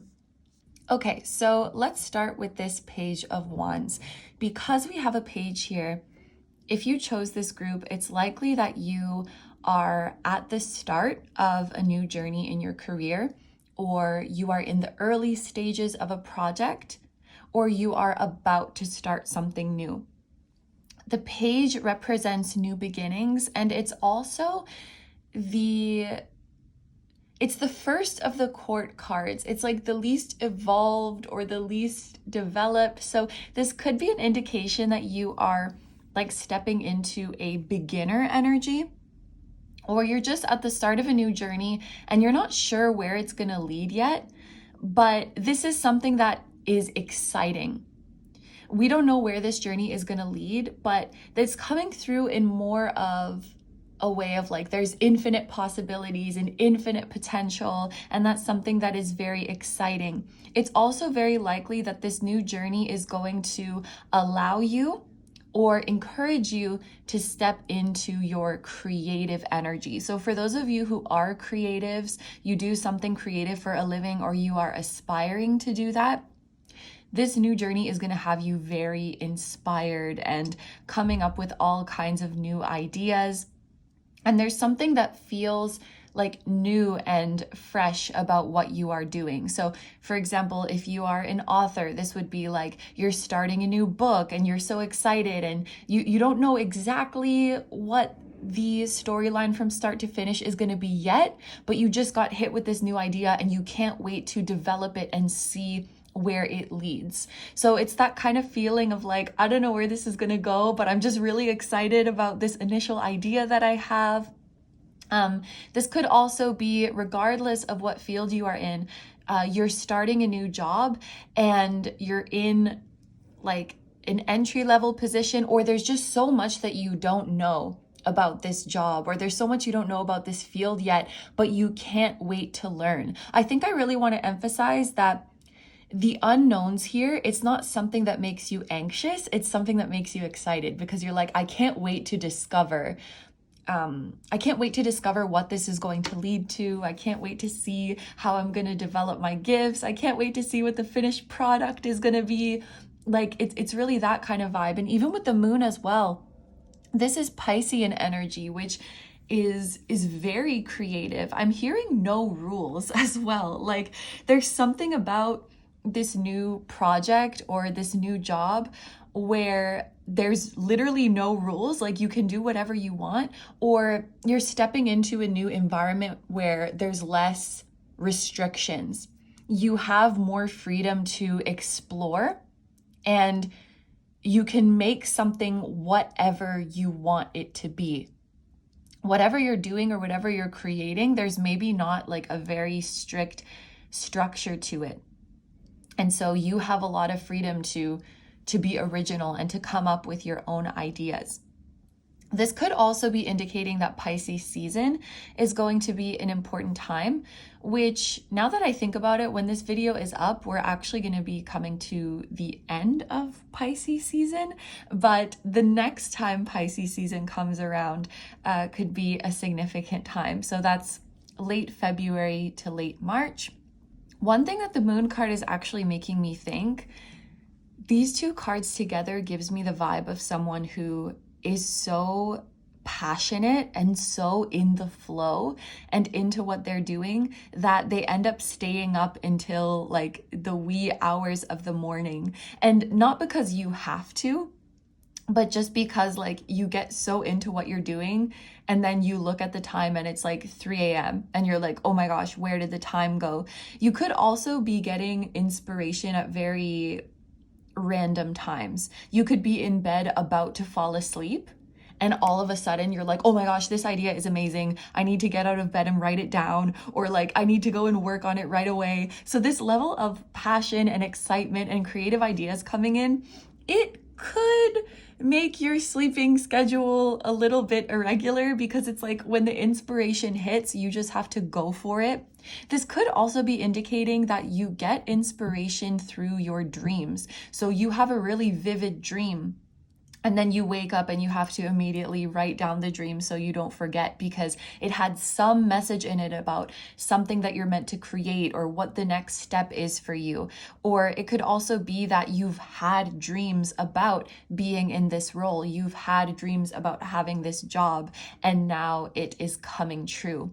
But I also really like, and this is the first group where you have a mixture of major arcana and minor arcana. And so there's this beautiful feeling of you co-creating with the universe, but more that the universe is following your lead. And I'm actually realizing that that's reflected in how these came out.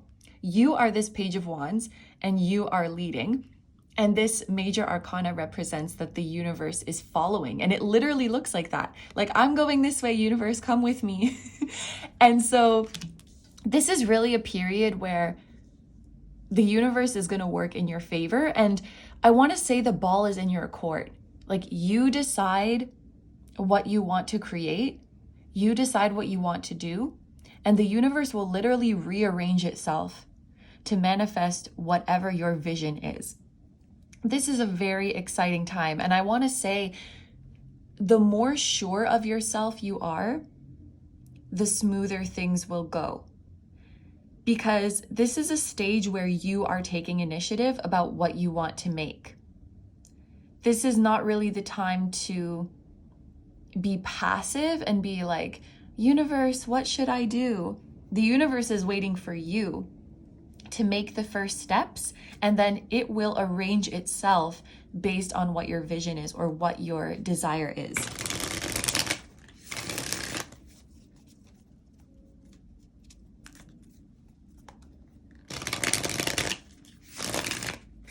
I also think with this page here that embracing a beginner mind is important. And that doesn't necessarily mean that you're a beginner in what you do, but just embracing the truth that there's always something more for me to learn, and seeing the excitement in that. Like when I learn new things, it's exciting, and not seeing it as like beating yourself up that, oh my gosh, I still have so much to learn. It's more like, how exciting is it that I've been in this field for so long and I'm still learning new things. Like, oh, it's just so amazing. Like the learning never ends and I'm always finding new ways to do things, really approaching it from the mind of an artist, regardless of what your work is. Like, I'm not trying to prove myself about how good I am at something or how much I deserve to be in this field. That's a very rigid way of looking at it, and kind of a boring way of looking at it, to be honest. Like, I'm just here to experience this field and to observe it and to learn from it and to have fun with it.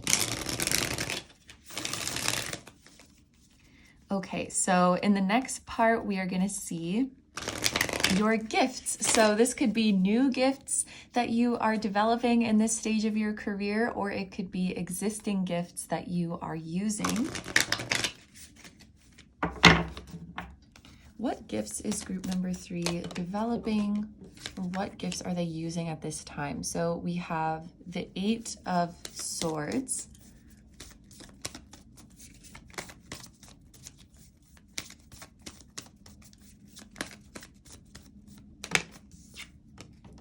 And we have the Knight of Pentacles, which I think is very interesting that in this deck, it is represented as a child.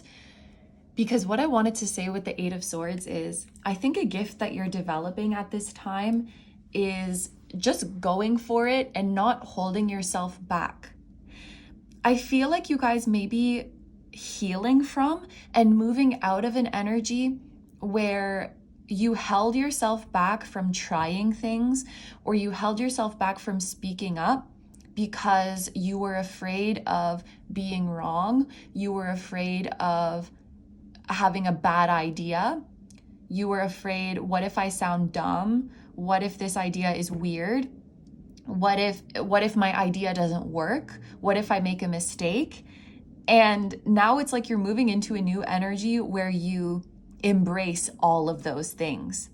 And it's really like going back to being a child. Like when you're a small child, you're not like, I want to walk, but what if I fall down? You just try it and you fall down a bunch of times, and that's how you learn to walk. And when you're a small child, you say grammatically incorrect sentences and you spell words wrong, and that's okay. Like we embrace that as a part of learning. But I feel like when we get older, we put this pressure on ourselves of like, I have to know how to do everything perfectly now. And I think that this mindset has been blocking you from a lot of really cool and fun experimentation. Your spiritual team really wants you to get into this energy of like, there are no rules. You're allowed to make all the mistakes. No one is testing you right now. Like no one is evaluating you. No one's judging you as hard as your inner critic might be judging you. And just letting yourself learn through making mistakes. I can use myself as an example for this because when I was learning Japanese, I would not say anything if I thought maybe this is wrong. And that actually, I think, impeded my learning and made it took a lot longer for me to learn than I think it had to. If I had just let myself say things wrong and let myself get corrected, that would have been a much better learning experience than putting this weird pressure. Like, what the heck? I'm not a native speaker. Why is there pressure that I need to say everything correctly? But I would hold myself back from participating in so many conversations or like trying to practice because I was like, what if I say something unnatural? What if I say something awkward? And it's like, yeah, that's kind of the point. Like you have to feel your way through it. But I think there was this sense of perfectionism and taking myself so seriously and putting these standards on myself that actually worked against me. Because if your goal is to learn, You have to put yourself in situations where you can learn. And if you hold your tongue and just hold yourself back, you're not going to learn anything. And even I'm also thinking, like, for example, a musician. In order to learn how to make a good song, you have to be okay with making a lot of bad songs. And it's through those bad songs that you will figure out what works. And I feel like you've been in this energy where you're not even allowing yourself that grace of making bad things or of making mistakes, because it's like everything must be a testament to how good I am. And if I make something bad, or if I do something wrong, or if I have an idea that's not perfect, it means that you feel like it discredits you. And the irony, I think, is that people you may look up to, who you think like, oh my gosh, they're so good at this, they're so perfect, probably got there through making a lot of bad stuff. Maybe you didn't see it, but behind the scenes, they're allowing themselves to make these mistakes, and they're staying in this beginner mindset. And it's like, ironically, staying in this beginner mindset is how you reach experthood, expert level, advanced level, and not taking yourself too seriously. And that's why I think it's so important that this Knight of Pentacles is being portrayed as a child. I feel like that's the energy your spiritual team is encouraging you to embody. And the Knight of Pentacles, it has this feeling of commitment to your craft and slowly but surely moving forward. This is like your higher self who is leading you. And the universe is leading too, but in order for the results to follow, it's like you have to get through this Eight of Swords, which is like doubting yourself and holding yourself back. Interesting. So that's the gift you're developing, is fearlessness, fearless experimentation, and not letting your ego get in the way of important learning experiences. The biggest blockage to reaching perfection is feeling like you already have to be perfect. Or maybe I should say mastery, because we're never really perfect. The biggest blockage to your mastery is putting the pressure on yourself that you already have to be a master.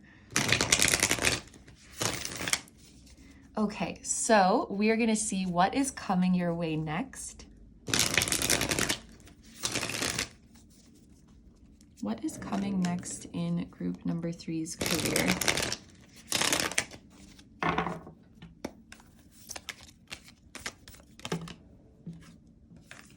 We have the Six of Swords, which I'm very happy to see that, because that means things are getting easier. Your outlook is improving, your self-perception is improving, your mental health is improving. While this feels like ideas are blocked and communication is blocked, this feels like they're flowing smoothly.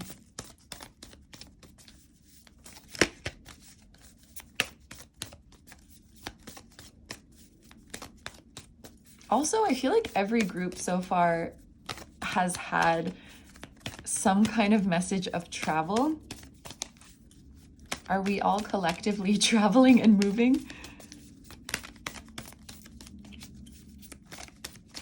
This could also be, the Six of Swords could just be you changing your environment, because there is a feeling of moving on to more peaceful waters with the Six of Swords, which I do think is very much happening mentally for you. Like you're going on a mental journey to a more peaceful state of mind.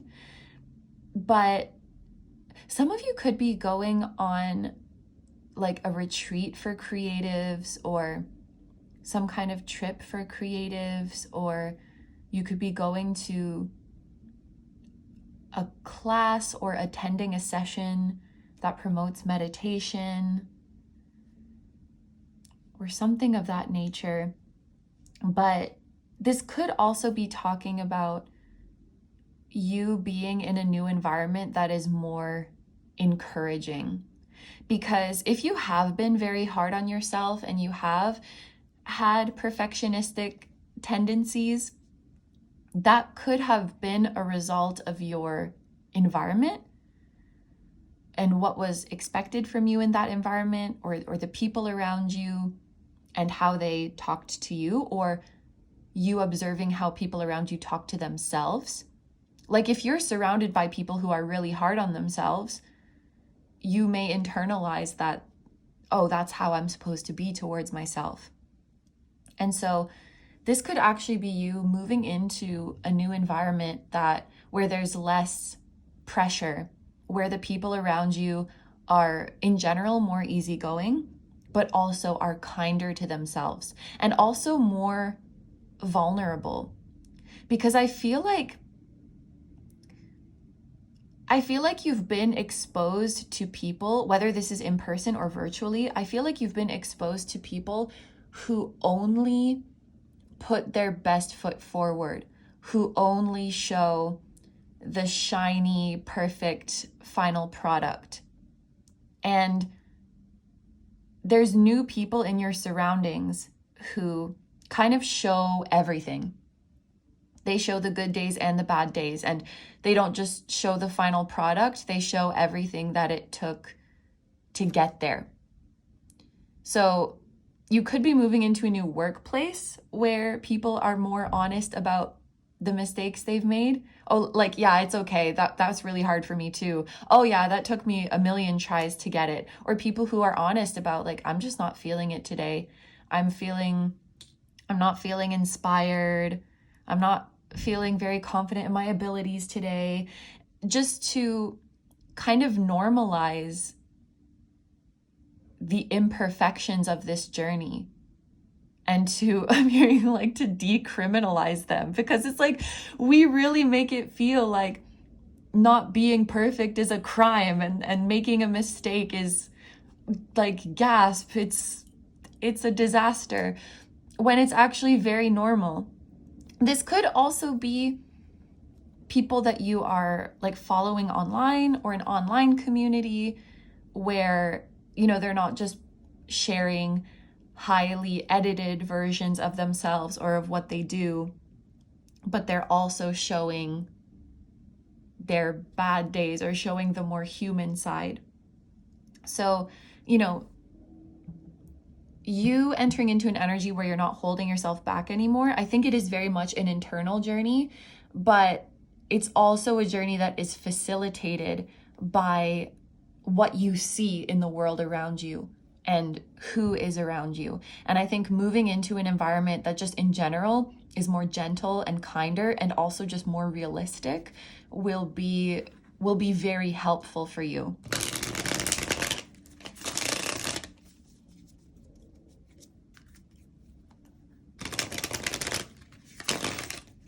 I just have this feeling of you working with someone or working with people who maybe are more skilled than you, or who have been in the field longer than you, but they don't make you feel, I guess they don't make you feel inferior. And that's because they are very secure and they don't feel like they need to prove anything. And I kind of wonder if in the past you had been working with people who are above you, in the sense of like they have more experience, they have more knowledge, but it's like they never let you forget it. Like, I almost like they want to feel like they're better than you, and any chance they get feel like they're smarter than you. And I just feel like you have more secure people around you who, like, yes, you may be in this beginner level, but that's where they came from too. So it wouldn't make sense for them to judge where you're at when that's also somewhere they have been. Like, and I just feel like you're going to be more supported. What else do we have? What's coming next for my group number 3s?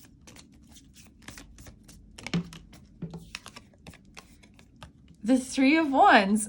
Both of these cards can indicate travel, and group number 1 got this as well, and group number 2 had the World. I think, like, there's these kind of travel or moving messages coming up for all of the groups. And maybe it's just that every group has people who are going to be moving or relocating. I think for most of you who chose this group, this is indicative of you being in a different environment and also in a different culture, like you being in a different workplace culture or being in an online community where the culture is very different. Like it's a lot more accepting and there's less ego and less competition, and everyone is just very genuine. I don't know what it is. It could even be like same field, like the same field, but a different position. You move to a different department in the same company and you're like, whoa, everyone's way nicer here. Like, what's going on? Or you go to a branch in a different city and you're like, wait, you guys are super chill. Like, I thought it was the company culture that was stifling, but everyone in this city is super chill.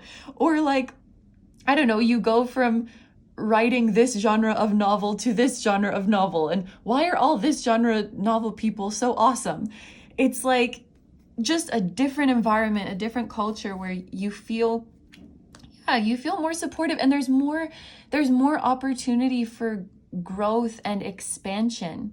These two energies are so opposite because this is like constricting, this Eight of Swords, and this is growth. The Three of Wands is growth and expansion. And I love that the Three of Wands is represented by like vines or by a plant because that's nature. It's in our nature to grow and expand. And what stops us from growth is the swords. It's this man-made thing. It's this fabricated thing. It's a story that we have to keep repeatedly telling ourselves. Otherwise, we would just naturally grow and expand. It actually takes a lot of energy to hold ourselves back and to make ourselves smaller. And it's actually in our nature to grow and grow and grow. This is maybe a bad analogy, but it's kind of like you're a weed. You will just naturally take root and continue to grow and continue to spread. And if you haven't gone through this growth yet, it's because you've actively had to keep cutting yourself down and actively keep holding yourself back. And when you stop doing that, I think you'll be surprised at how quickly you can grow. So growth is next, but also relief. Relief of not having to put this stifling pressure on yourself anymore and being supported by those around you.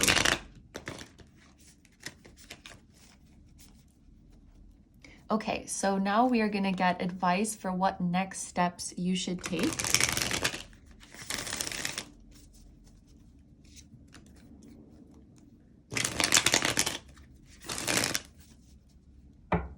What are the next steps for group number 3 to take? The Ace of Wands, which, yeah, Page of Wands and Ace of Wands is very clearly like a new, exciting beginning, new creative job, new creative project.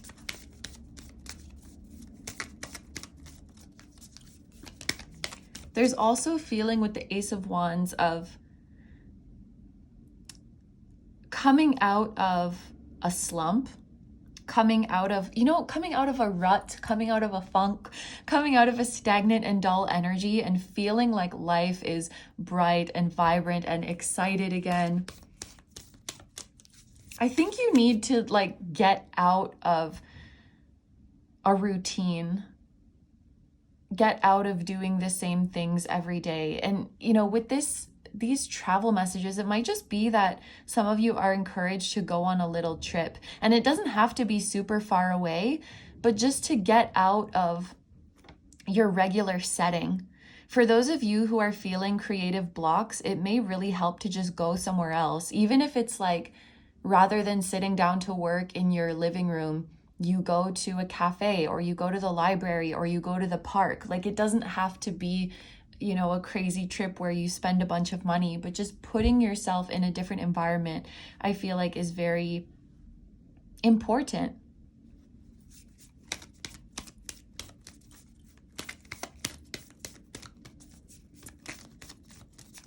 What else? What advice do you have? Also, just checking in with your higher self more often. If you're already doing this often, then you're doing something right. But even just like once a day, just sitting down and, hey, higher self, how's it going? Because your higher self is not the one who is being mean to you. I can say that for sure.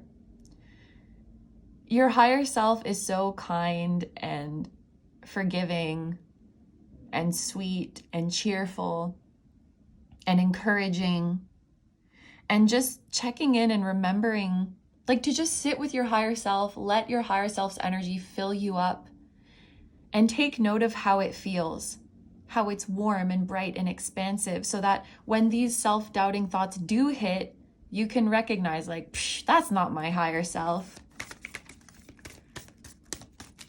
Yeah.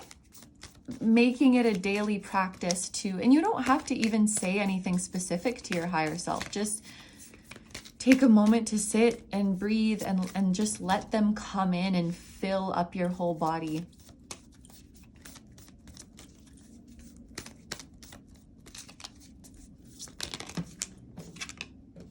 We also have the 5 of Cups. You have 2 cards that also appeared in group number 2's reading. And this one appeared in group number 1's. Anyway, the 5 of Cups as advice.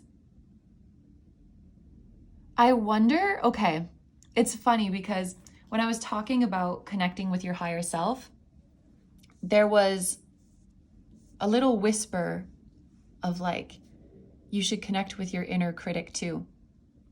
But I didn't say it, and now this card is here. So I do think there's also advice to connect with your inner critic, to connect with the voice who is being mean to you, because, you know, this is a card that often we would see spilled cups, we would see some kind of disappointment. And while your inner critic might not have the best ways of going about it, what they really are trying to do is protect you from some kind of disappointment or protect you from rejection. I'm just seeing those cups in the 5 of Cups card, how some of them are spilled and some of them are not. And there's this feeling of, we've spilled cups before, and I just want to make sure that we don't spill the remaining ones that we do have. I just want to make sure that we don't make this worse. It's like your higher self is really coming from a place of creativity and exploration and expansion, whereas the inner critic, it feels like they're in an energy of disaster prevention, or what they feel is a disaster. And it's funny that I was using that wording before of like, oh my gosh, you made a mistake. What a disaster. Like, it's a crime. I was using very dramatic words. And I feel like your inner critic does think that they are preventing some kind of disaster that will happen if you are wrong, or if you make a mistake, or if you make something that is not the utmost masterpiece. They really think they're protecting you. And so I think in the same way that you sit with your higher self and recognize what that feels like, it may also be helpful to ask your inner critic what their motivations are and what they are trying to protect you from. I don't know if you guys will resonate with this as well, but as I talk about this, when I talk about connecting with your higher self, it feels like an expansive feeling in my belly. When I talk about the inner critic, it feels like a tightening feeling in my chest.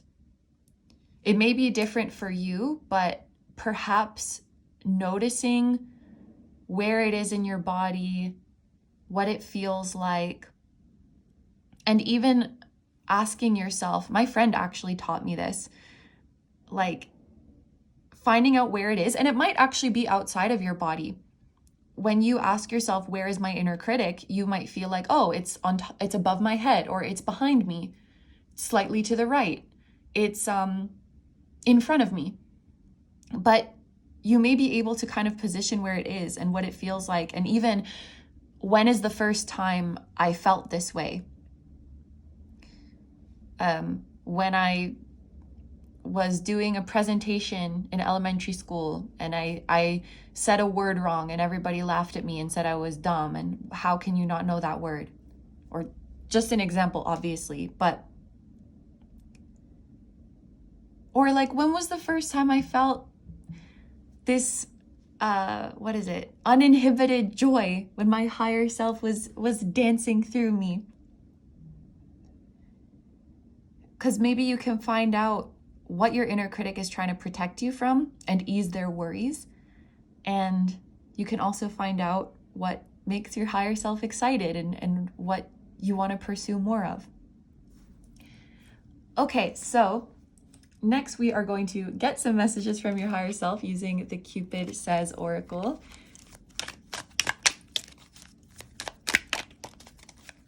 Group number 3's higher self. What do you have to say to group number 3? Okay, she fell on the floor and then I knocked you guys a little bit. Okay. Oh, I'm gonna cry. You are incredible. Do you know that? Enough said.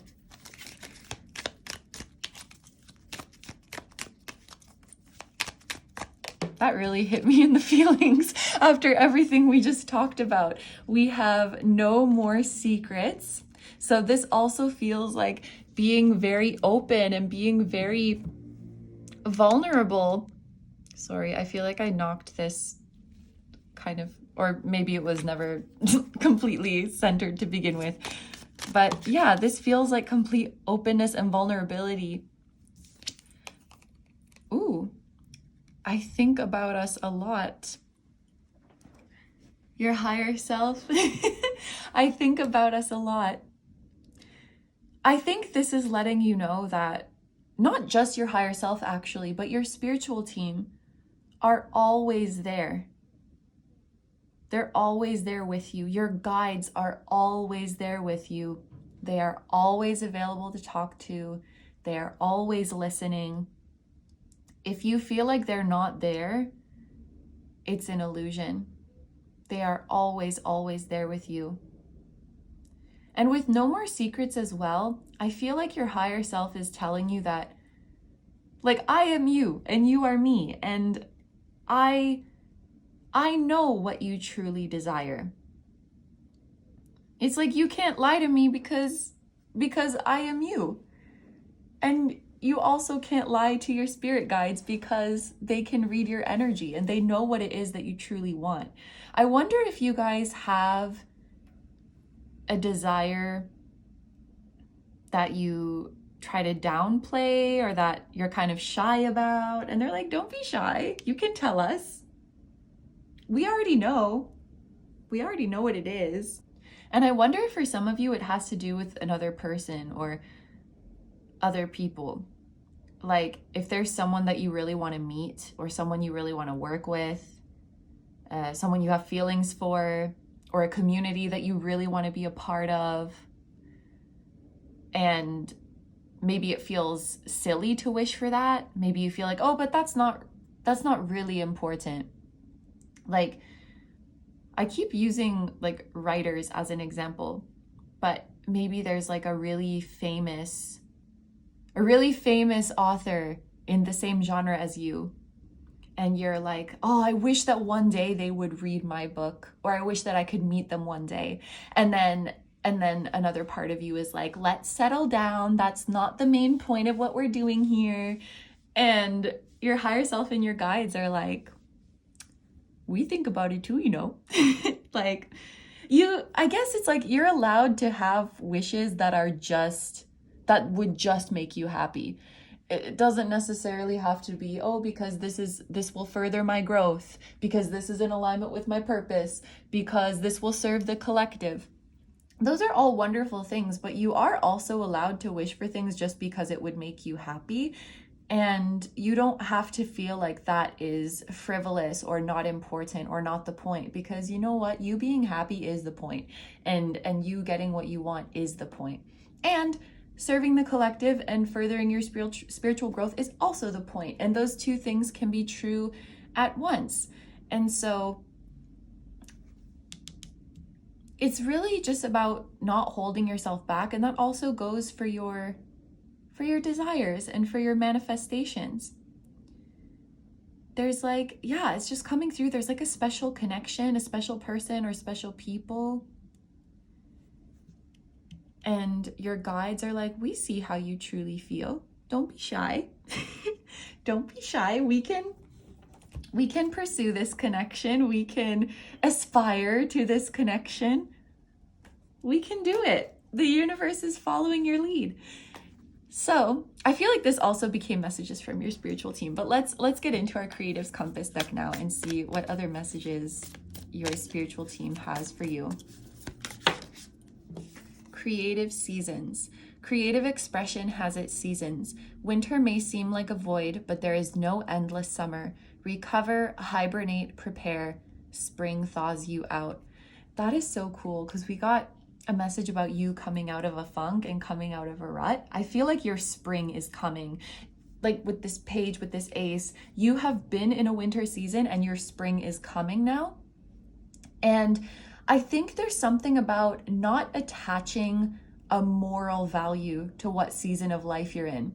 So when you're in winter, you don't have less worth. And when you're in spring, you don't have more worth. They're just seasons. They just come and go. So, feel this spring season coming and get excited about it. And also know that winter is going to come again, and that's okay.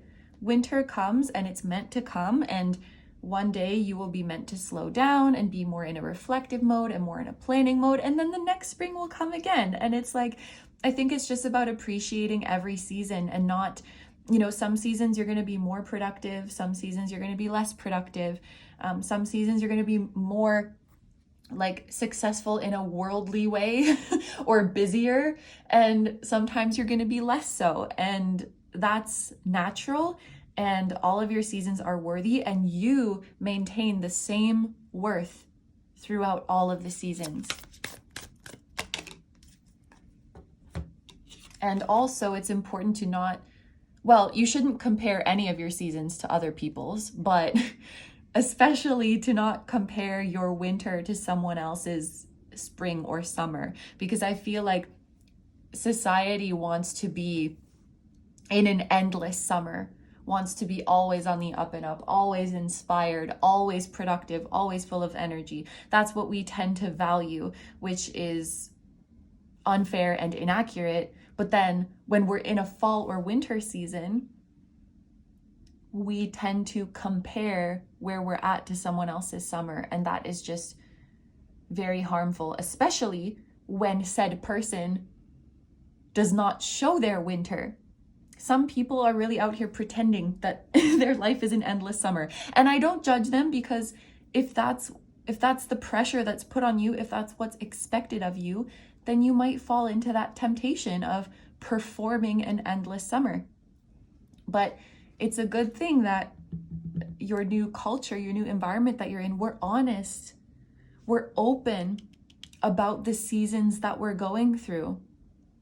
This winter is a little hard, guys. This winter is a bit longer than I expected, but I know that it can't last forever.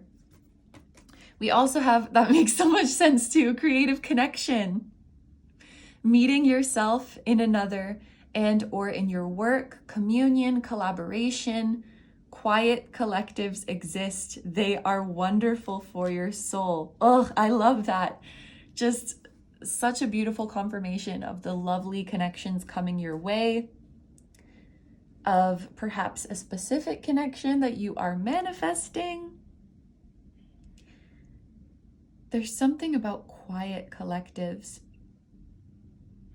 I think you're in a community where people mind their own business and stay in their lane and focus on themselves, and it's just so peaceful. And I think there's also something here about, I'm just thinking about social media, the internet, and how usually it's people who have like extreme views who are the loudest, you know? Like I'm thinking, let's say you shared something, you shared your work. The majority of people who think this is fine, nothing wrong with this person is expressing themselves, that's usually the majority that doesn't comment. And it's like the 1% who are going to be weird and rude and judgmental that comment. And then it creates this bias that like, oh, a bunch of people think what I'm doing is invalid. No, most people are completely fine. They have no problem. They're minding their own business, but those are the people who don't say anything. So maybe just keep in mind that what you hear or the people who are like really vocal don't represent the majority. I think there's a message there. And I also just think there's a message of you staying low key with your circle, moving in silence like lasagna. I think that's a Lil Wayne lyric. Real G's move in silence like lasagna. But is the G really silent? It makes the nya sound. Anyway, group number 3. These are all the messages I have for you, so I'm going to end your reading here. Thank you so much for letting me do this reading for you, and thank you so much to Tarot Stack for providing these beautiful decks, and thank you so much to the creators of these decks for your amazing and inspiring work. It is such an honor to use your decks, and I love how these go together. I'm going to have all of these decks linked down below. If there's one in particular that you would like to check out, you can see every card in the deck on Tarot Stack's website, and you can also get 10% off any of these Tarot Stack published decks with the code KINO. Thank you so much again for letting me do this reading for you. I hope you have a wonderful day or night whenever you're watching, and I wish you all the best. Please take good care of yourself, stay healthy. Don't forget to like, comment, and subscribe if you feel like doing that. If you enjoy my content and you'd like to find me elsewhere, I'm going to have linked down below my tarot reading Instagram, my personal Instagram, my Patreon, where you can watch tons of timeless, exclusive pick a card readings just like this one. And you can also decide on topics for future readings. This topic actually was a very popular suggestion over on Patreon, but we ended up doing it here on YouTube. So if you'd like to make suggestions and get access to the exclusive content, we have a lovely community over there. I am also going to link my music channel, which includes the intro song of this video. That is an original song. I'll also have my latest release link down below. And finally, my vlog channel and my merch, which features the floating temple that was at the start of this video. Thank you guys so much for supporting me, my channel, and anything I do. I really, really appreciate having you here. And I'm sending so much love to you, to anyone who appeared in this reading, directly or indirectly. And I am sending love to your higher self, your spirit guides, your spiritual team, and all of your loved ones, both here on earth and in the other realms. And I will see you guys in the next one. Bye-bye. Hi, number 4s.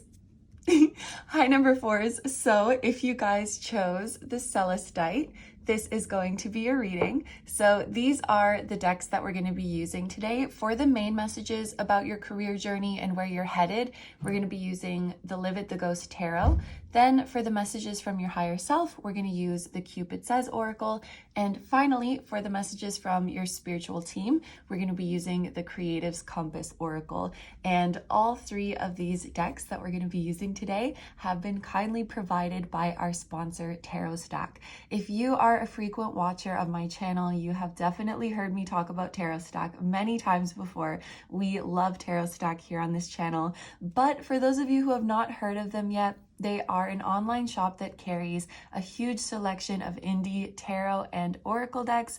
Their selection is always growing. You can browse decks from different creators, different styles, all in one place. And I love the support and love that they show for our community, with 50% of their profits going towards funding indie tarot and oracle deck projects. And in fact, all of the decks that you see here are Tarot Stack published. So they teamed up with the creators of these decks and helped them to create or revamp their decks and get them printed and published and marketed and out there into the world for those of us who needed to receive their messages. I'm so excited to use these decks together today. I'm so excited to see future Tarot Stack projects. I'm going to have all of these linked down below. So if there's one in particular that you feel called to, you can check out every card in the deck on Tarot Stack's website to get a closer look at it. And if you would like to purchase any of these Tarot Stack published decks today, you can get a 10% discount using the code KINO. Thank you so much, Tarot Stack. I love you. It's a pleasure to work with you again. And without further ado, let's get into it. So we're going to start off with the beautiful Live It the Ghost Tarot, and we're going to check on the current and future energies of your career journey. Now, if there is a particular goal that you're currently focused on, or a particular project that you have in mind that you would like guidance on, just keep this in your mind as I'm shuffling.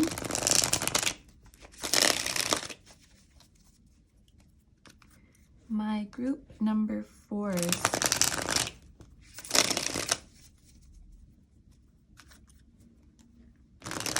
First thing we want to see is the energy of your current job or your current project. We have the Ace of Cups, and I am noting that this came out fairly quickly.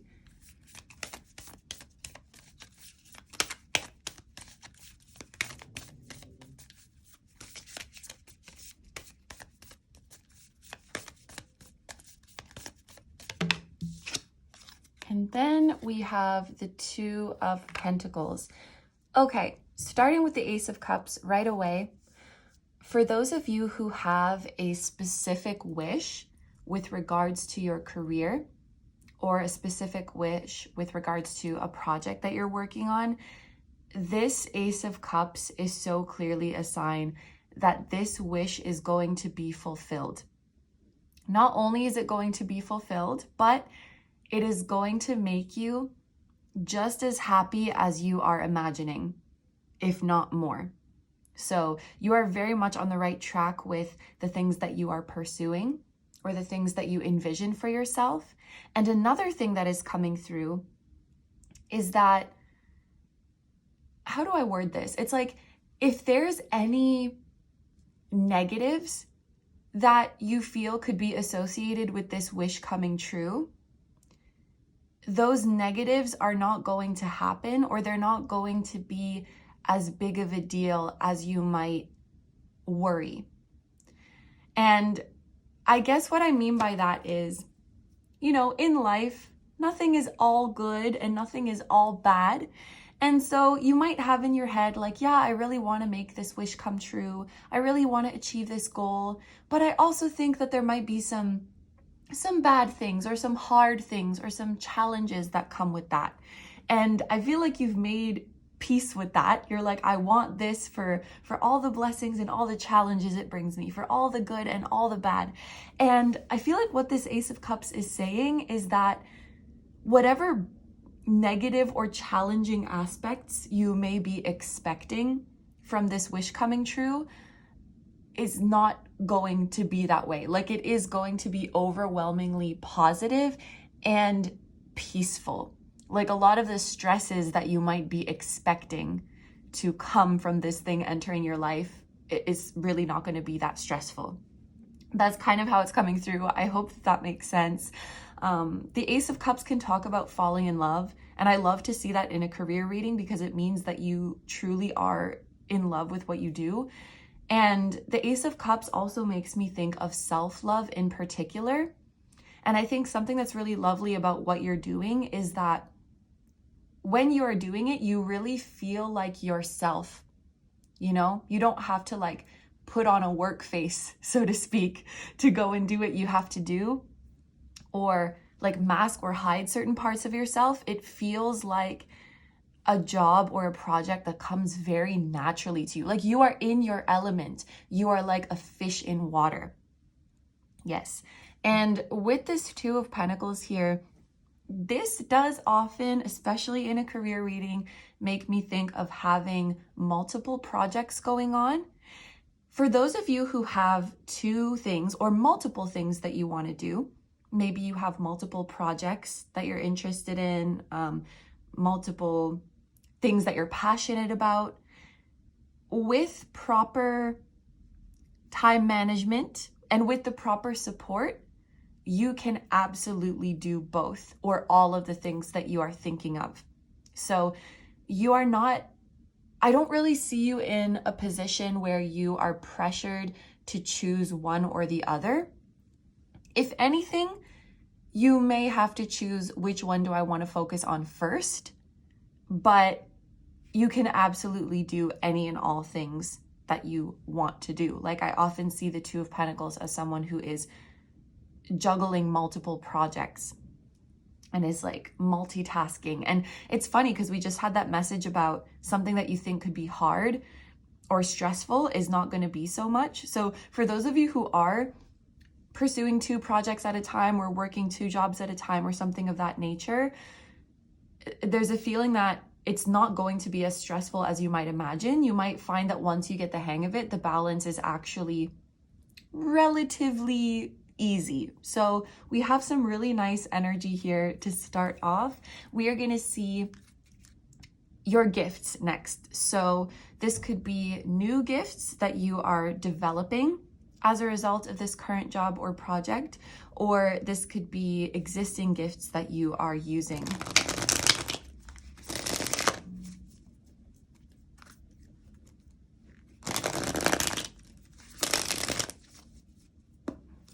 Which of group number 4's gifts are coming out?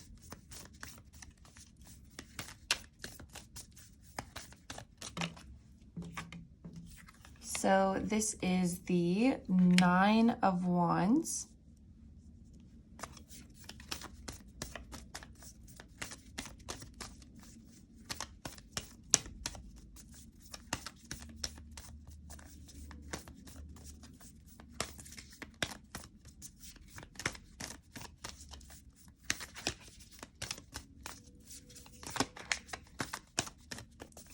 And now I'm seeing that some of you guys have been quite patient for this wish to come true and have had to really keep going when it seemed like the odds were against you.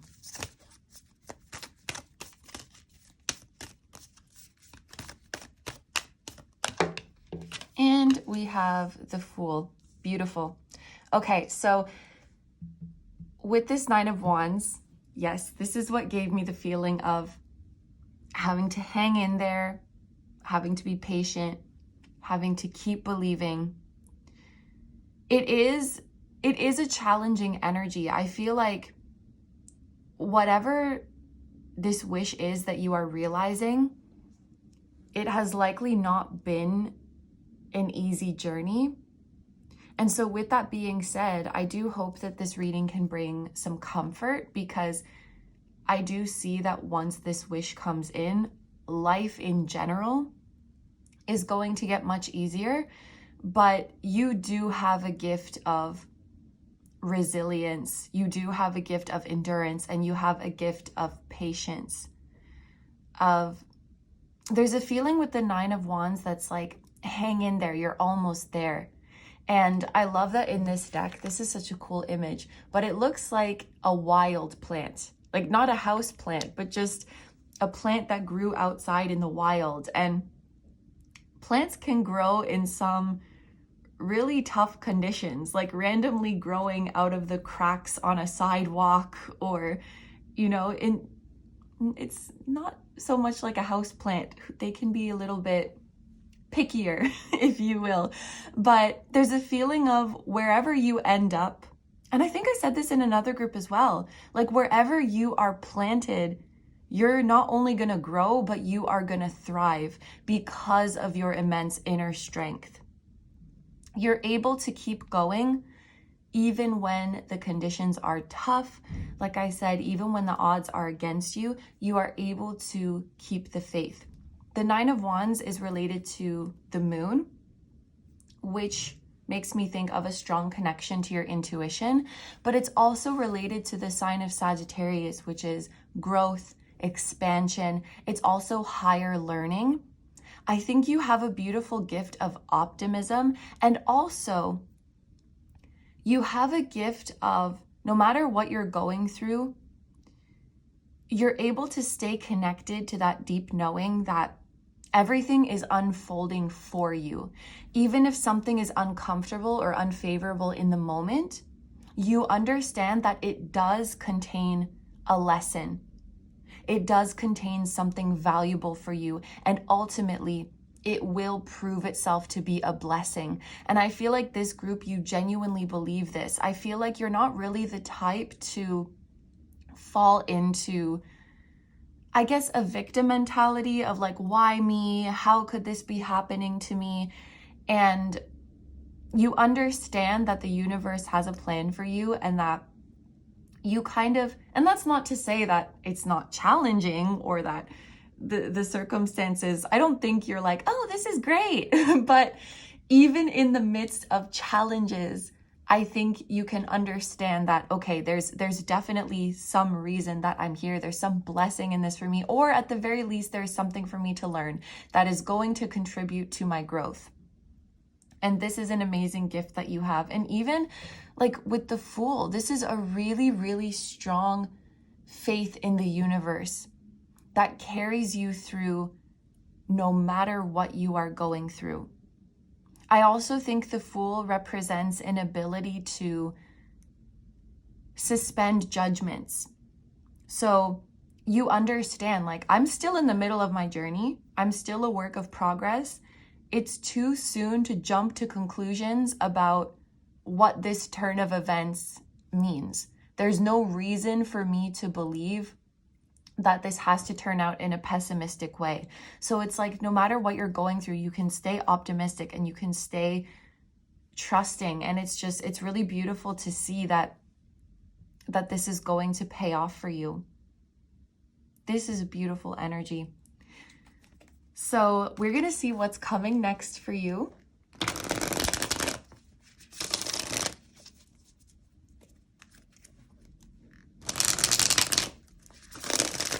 What is coming next for group number 4 in their career or in their projects? What's next for my group number 4s? Oh, I also want to mention with the Fool, this is Aquarius energy. So the next Aquarius season, from whenever you're watching this, could represent, I want to say, like a climax or a peak in your journey.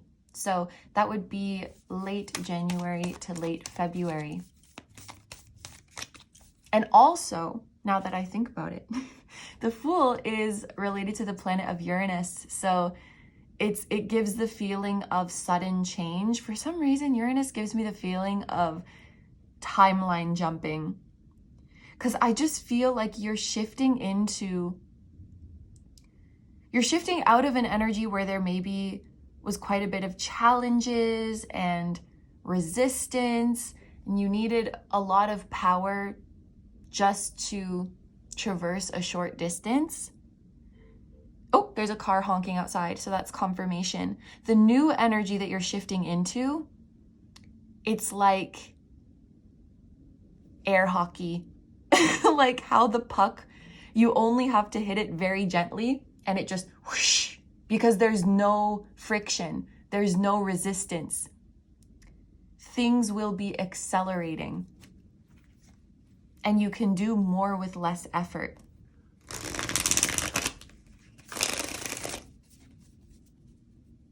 And that makes sense because I feel like you're going to be, for those of you who are juggling multiple things, I do think you're going to be surprised with how once you get into it, the multitasking just comes quite easily.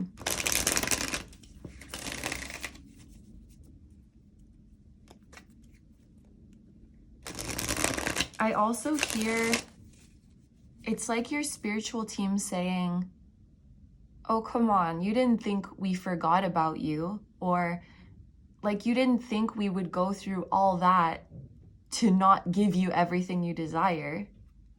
They're saying like, come on, and a car just honked outside again.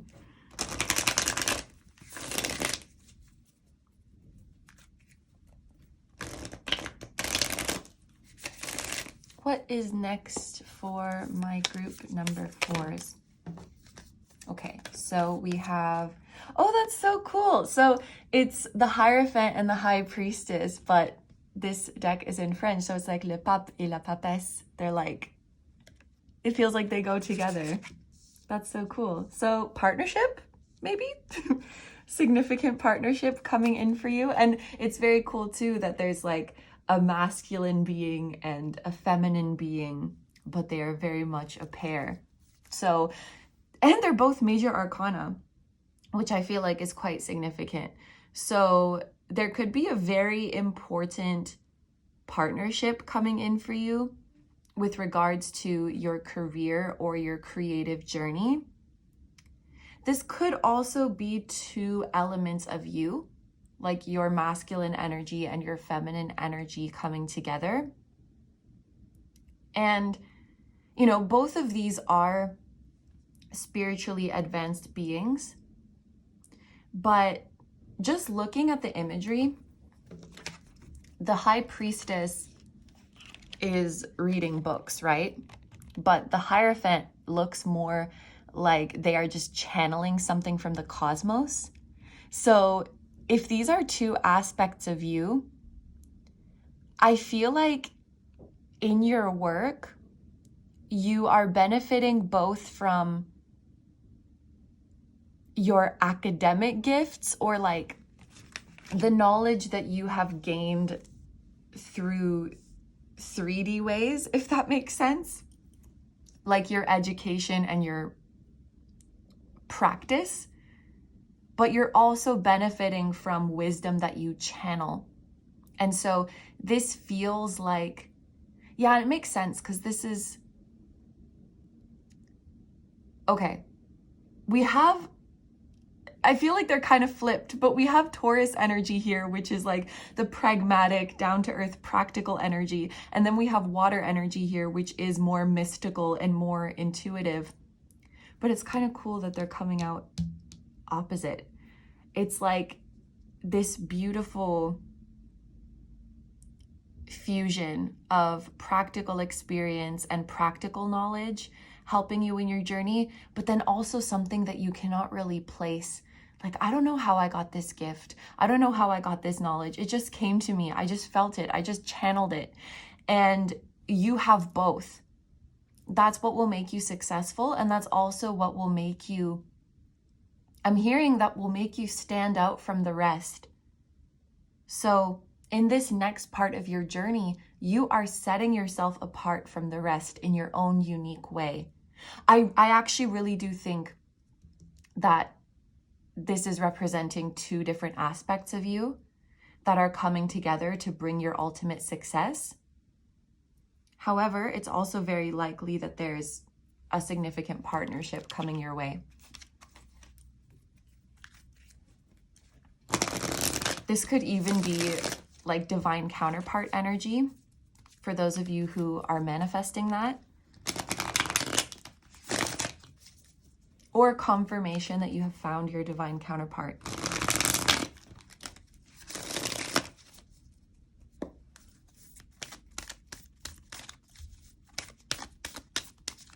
What else? What is next for my group number 4s? King of Pentacles. We love to see that. We love to see that. Abundance and prosperity. And look at the cat sleeping. You could do it sleeping. Like, is that not more confirmation of the ease? I think when I say ease, it's not that you're not working hard, because I think you are, but I just see very low stress levels and kind of low pressure for this next stage of your journey. And I think this card is confirming that you do have ample time for rest. You do have ample time to be alone. The role that you're stepping into may be one that does use your social battery, but this is confirming that you will have a lot of time to decompress on your own, a lot of time to reflect and brainstorm and even work on your own if you feel inspired to do that. There is a feeling of mastery with all three of these cards, honestly, like the Hierophant, the High Priestess, and a King.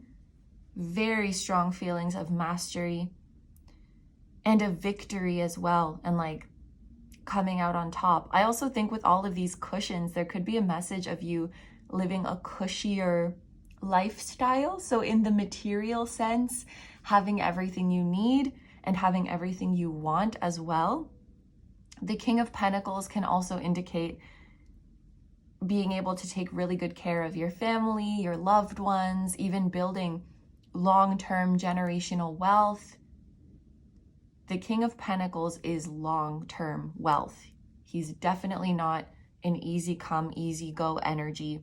He is like a consistent, hefty stream of income and a very comfortable lifestyle that is coming your way. And that means comfortable in the material sense, but also comfortable in the sense of not having a lot of stress and having an abundance of time to work on whatever you want if you so desire, or to rest and rejuvenate if you so desire. The King could also be indicating something like you are the boss. So you have the freedom to choose how much you work, when you work. You could be self-employed, or you could be in a role that has a lot of flexibility, that, you know, you can choose your hours as long as you get the work done. There could also be freedom in the sense of you could do it from home, or you could do it in the office, or you could do it when you're traveling. There's something about you being the boss and you being in charge of like the terms and conditions of how you get your work done with this King of Pentacles. And also, this is a very interesting combination, because with the King of Pentacles, I often get this feeling of someone who has reached expert level in their field, and a lot of people would love for you to like mentor them or give them advice. They want to hear like, how did you do it? Can I ask you some questions about how you came to do this and what methods you used? So you're going to be in that position, but the interesting thing is that I feel like many of you, even if you were asked, you can't really explain it, because half of your gifts just come from your divine wisdom. Maybe you gained it in a past life. Maybe you downloaded it from your higher self. It's just like an innate gift that you have that makes you really, really good at what you do. So even if people ask you, how did you do it? How did you learn it? I feel like you can give them half of the formula. You can tell them what you studied. You can tell them how you practiced. You can tell them what your routine is. But that's only going to get them halfway there, because the other part of it is just your magical touch, and that cannot be really explained in worldly terms, and it cannot be duplicated. It's just your magic. But other people have their magic too. It's just that you may, it's like you're attracting people who want to learn from you, but who maybe haven't found their own magic yet.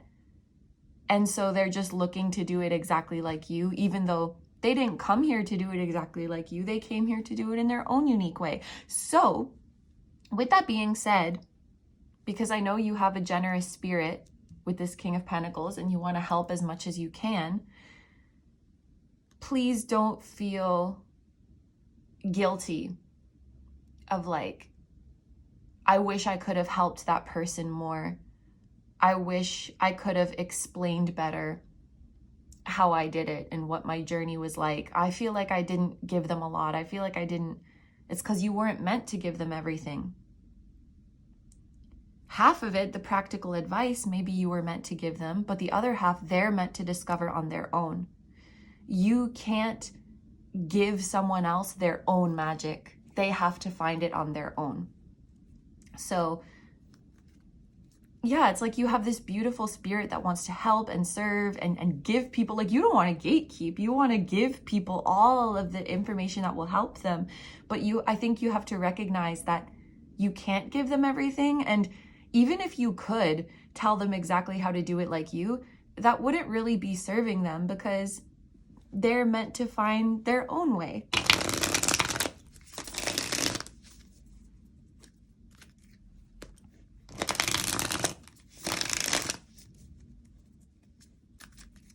Yeah, there's a strong feeling of you just wanting to share as much as you can. And maybe this is also referring to you sharing your wealth, like sharing your wealth with your loved ones or sharing with your community, sharing with those who are in need in the world.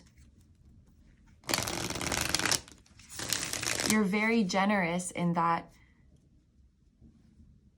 I see you freely sharing your wealth and freely sharing any like tips and tricks and information that you have.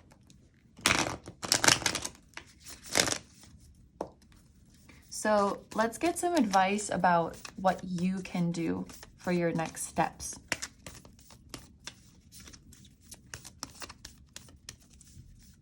I have a very strong visual of an egg. So it could be a metaphor of like you're about to hatch, you're about to emerge. An egg feels like potential. It also could be you coming out of your shell.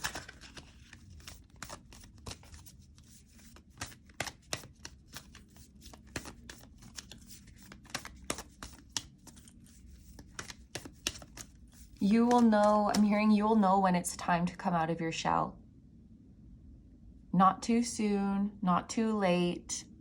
You will come out of your shell at the perfect time.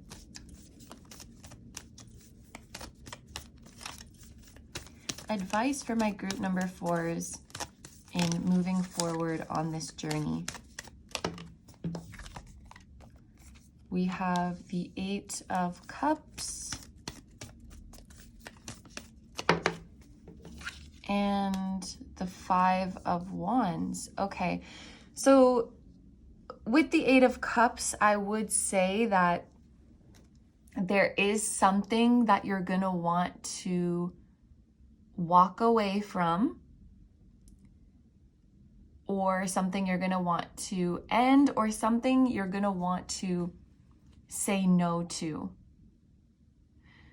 For some of you, it could be walking away from an existing position or an existing commitment, but I actually feel for quite a few of you, this is about just saying no to opportunities that come your way, because deep down you know that it's not what you really want. Deep down you know, I actually want to say you know that it is too small for you. It's too small for you. It's too much in your comfort zone. It's not really going to be fulfilling. And okay, there's a couple ways I can interpret this 5 of Wands energy. Some of you, and yeah, that would be why we got that message about you setting yourself apart from the rest, because the 5 of Wands can have a meaning of competition. Some of you in this next stage of your journey, I think you're meant to go into a field where you feel like there's quite a bit of competition, or that you feel is like saturated, like there's a lot of people trying to do it, but you will stand out from the rest.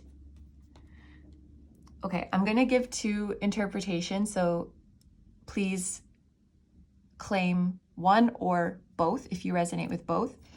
The first one is that I think some of you could almost be self-sabotaging in a way by accepting or pursuing opportunities that deep down you know are too small for you or too easy for you, because you're afraid of the competition, like where you really want to be. So you keep yourself in smaller ponds so that you can be the big fish, when really you're meant to be in a bigger pond. But then that's scary because you're like, oh, I know there's probably fish that are bigger than me over there, and I can't compete with them. So I'm going to stay in this environment that is like easy and comfortable and small. And the advice for you is to believe in your own magic and believe in your own ability to stand out. And also that you don't have to fight with people to stand out. You just naturally will. You're not. And also to recognize by you shining and you gaining success does not mean that you're taking that spot from anyone else. You can't take, if someone's destined to be successful, you can't take that away from them, just as much as nobody can take your destined success away from you. So I feel like this idea of you being in competition with someone else, it's a scarcity mindset from the ego's playbook. And you have to realize that even if you are in a really big pond with a bunch of really big fish, you have your magic, you have your destined plan, and you will stand out and you will rise to success. And keeping yourself in these shallow, small ponds is not doing you or the collective any favors, because the collective will benefit from you shining and from you striving for greater heights. The other interpretation is that you may have opportunities coming your way that you know are too small for you, and you are turning them down. So some of you are turning them down. However, there could be people around you who don't agree with that or who don't understand that, which would also be people with a scarcity mindset. So just for an example, let's say there's someone who is not employed and they have been looking for a job and they have some standards of the type of job that they want. They know what they're going to enjoy, and also they know realistically what is going to be sustainable for them and what kind of job they're going to be able to stay in and what's going to work for their energy levels and for their mental health. They know what works for them. And so they know when an offer comes their way that's not it, they're like, no, I'm not going to do that. Like, they don't want to settle. And then they may have people around them, like friends or family, whatever it might be, being like, why didn't you take that job? That was a good job. Well, maybe you think it is, but that's not what I want to do. And I know that I can't force myself to do it. Like, even if I did take it, I know that it's not going to be sustainable for me. And it's like someone who won't lower their standards, who won't take the offers or take the opportunities that they know deep down aren't meant for them, but then other people around not understanding that, and that causing some kind of friction, if you will. But regardless of which you may resonate with, or maybe both can apply to you in some way, I do think that the piece of advice from your spiritual team is to keep aiming for that big pond. And There's no shame if you need to temporarily stay. Like if your small pond or shallow pond is just a stepping stone, even if you have to stay there for quite a while. Like I don't want you to have any feelings of shame about that. But I feel like the big pond is ultimately where you are meant to get to. So next we are going to get some messages from your higher self. So we are going to use the Cupid Says Oracle for that. We have, it's going to take time. Definitely feels like a nod to your patience, and we need to talk. This is really beautiful. So I do feel like you've been on a long journey in your career and you've had to be patient, but I really like we need to talk here, because it's like your higher self saying, I'm going to be with you on every step of the journey. Even in this Fool card, the Fool always has their dog with them, and the dog is like their loyal companion. And I feel like for you, the dog is representing your higher self and your spiritual team. That basically what they're saying with we need to talk is that they're not going to keep you in the dark. So if you're feeling like you're struggling and you want to know, like, what is this for? Why is this happening? I really don't feel that your higher self or your spiritual team would keep that a secret from you. Like they're not here to test you or to play around with you. Even though it may feel like that sometimes, they're always here to provide guidance. They're always here to be honest. They're always here to reveal any part of your journey you feel you need to know. They want to be open with you.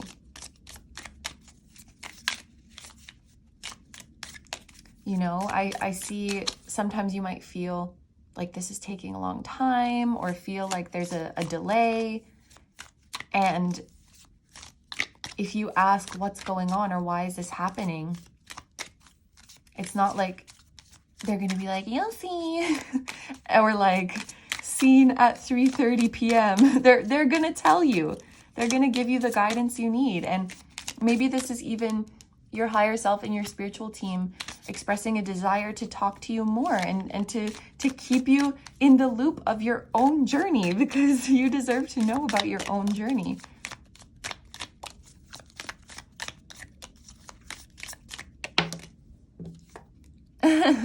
We have, how could you be so attractive? That's cute. These are, if you can't tell, these are often used as like channeled message from your person cards, which, I don't know, maybe if there's a partnership here, if you resonated with that, there could be someone who's very attracted to you, or you feel very attracted to them. That doesn't necessarily have to be in the romantic sense, but just if you feel yourself very, very drawn to someone, they're likely in your life for a reason. You're likely meant to create something together or to help each other on your journeys. But I also think that your higher self is telling you, your higher self is telling your human self that you are very attractive. And that, again, you will, yes, like the word attract, you're not like battling it out for your success. You're not fighting for your success. You're just attracting it with your magic that we've been talking about. And your higher self wants you to know, if only you came out of your shell and really stepped into the spotlight, you'll see how many people are attracted to your energy and how many people admire you. I support your decision no matter what. I want to get one more, because that one, it didn't really shoot out. It just kind of like flipped over, and I felt like I wanted to take it. Oh, I support your decision no matter what. Make me believe. Wow. Your higher self is really your loyal companion. And I guess that's another thing, like your higher self maybe wants you to see them as an equal, and that they're not like this authority figure over you who's going to tell you what to do. They want to figure it out with you. They want to co-create with you. So maybe you're in the habit of asking your higher self, what should I do? What should I do? Wanting them to take the lead as if they are the one who has the guidebook. They are the one who has the script. And you're waiting for your higher self to feed you your next line. And they're maybe wanting your input of, rather than asking them, what should I do? They want to know from you, what do you want to do? Because if you tell me what you want, we can make it work. And maybe they're trying to help you believe in this right now. That with if you can more comfortably express your desire and your direction and trust in your judgment of what the next steps are, you can co-create something really beautiful together. So I feel like we've kind of been getting messages from both your higher self and your spiritual team in this part, but for this last part, we are going to get just some additional messages from your spiritual team. Group number 4's spiritual team. What would you like to say to group number 4 at this stage in their journey?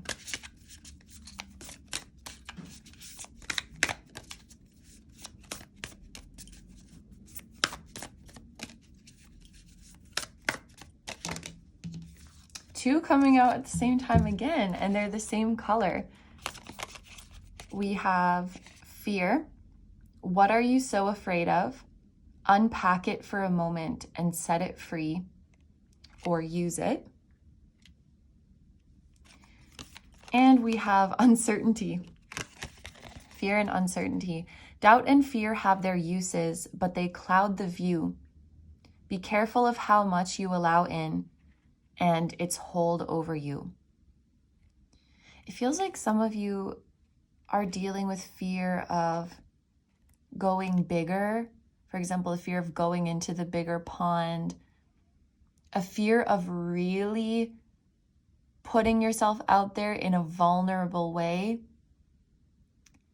and bearing all, or a fear of taking the wheel.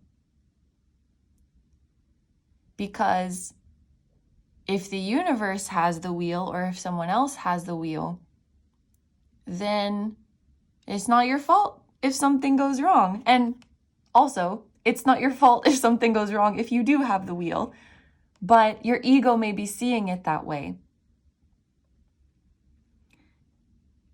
And that also kind of feels like a self-sabotage. It's like, I can't be disappointed that things didn't work out if I didn't give it my 100% in the first place. Some of you, there may be a fear of giving something 100%, because it's like, I don't want to know what that looks like. Because if I give 100% and it still doesn't work, where do we go from there? So instead, I'll just give it 50 or 60%. And if it doesn't work out, I can just tell myself it's because I'm not giving 100. But the trick is that I never actually give 100, and then I keep myself stuck in this loop. Yeah, it's a fear of going big, or a fear of taking the wheel yourself, or a fear of giving something your all.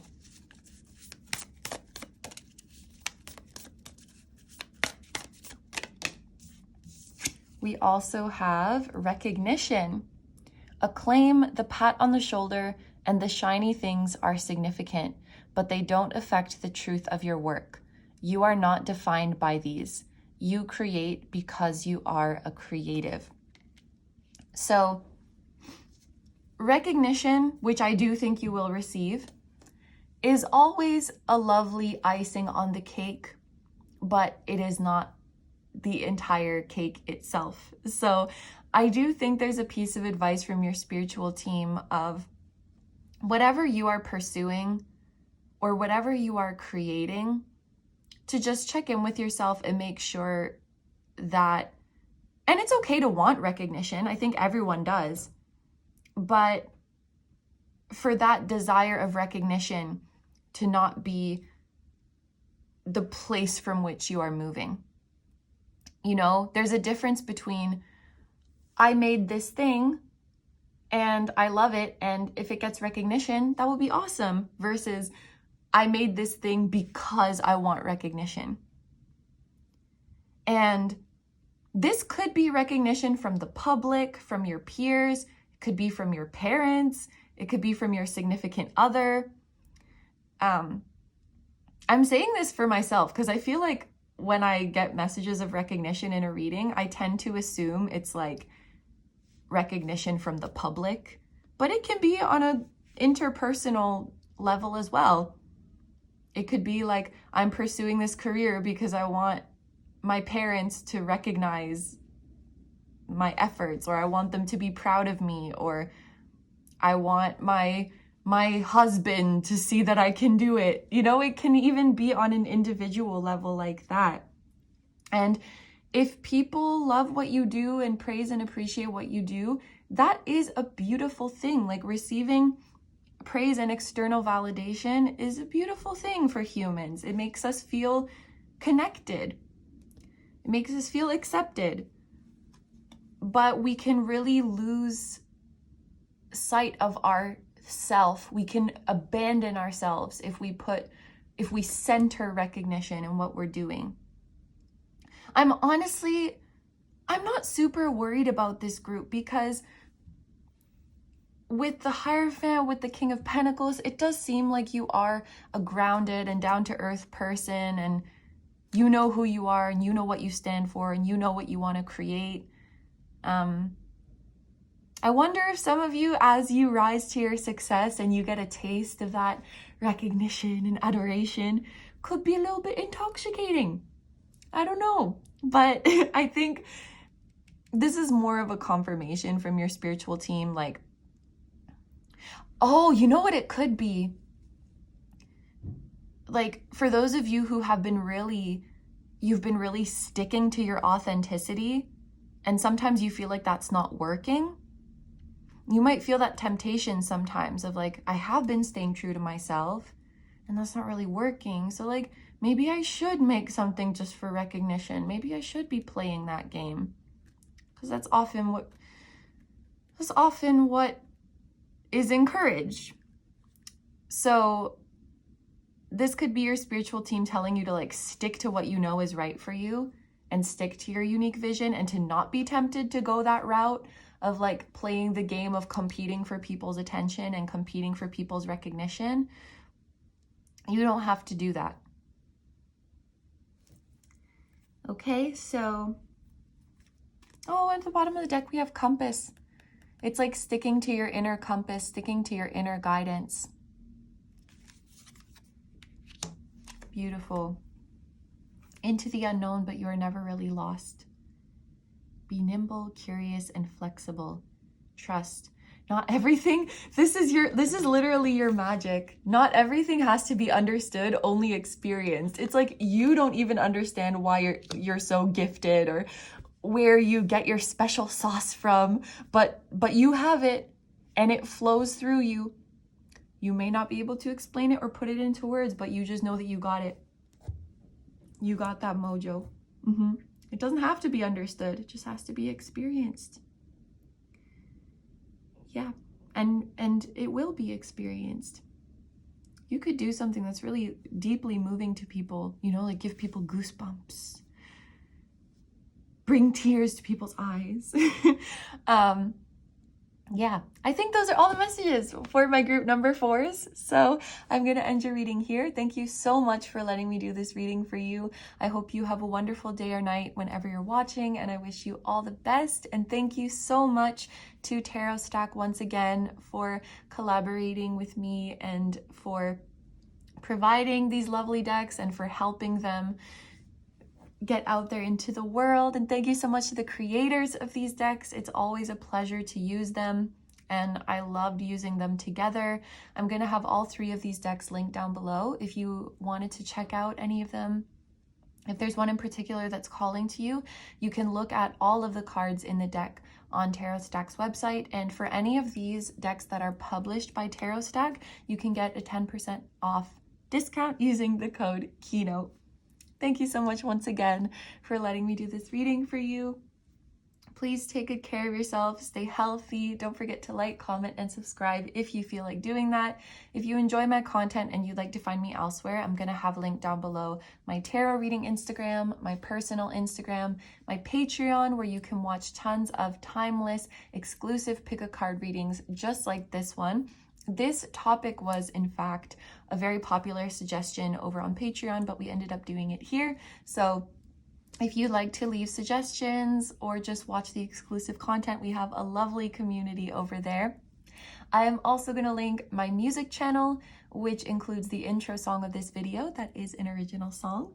And I'll also have my latest release link down below. And finally, my vlog channel and my merch, which features the floating temple that was at the start of this video.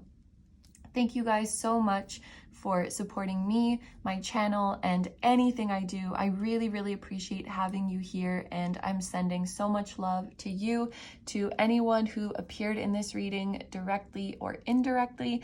I'm sending love to your higher self, your spirit guides, your spiritual team, and all of your loved ones, both here on earth and in the other realms. And I will see you guys in the next one. Bye-bye.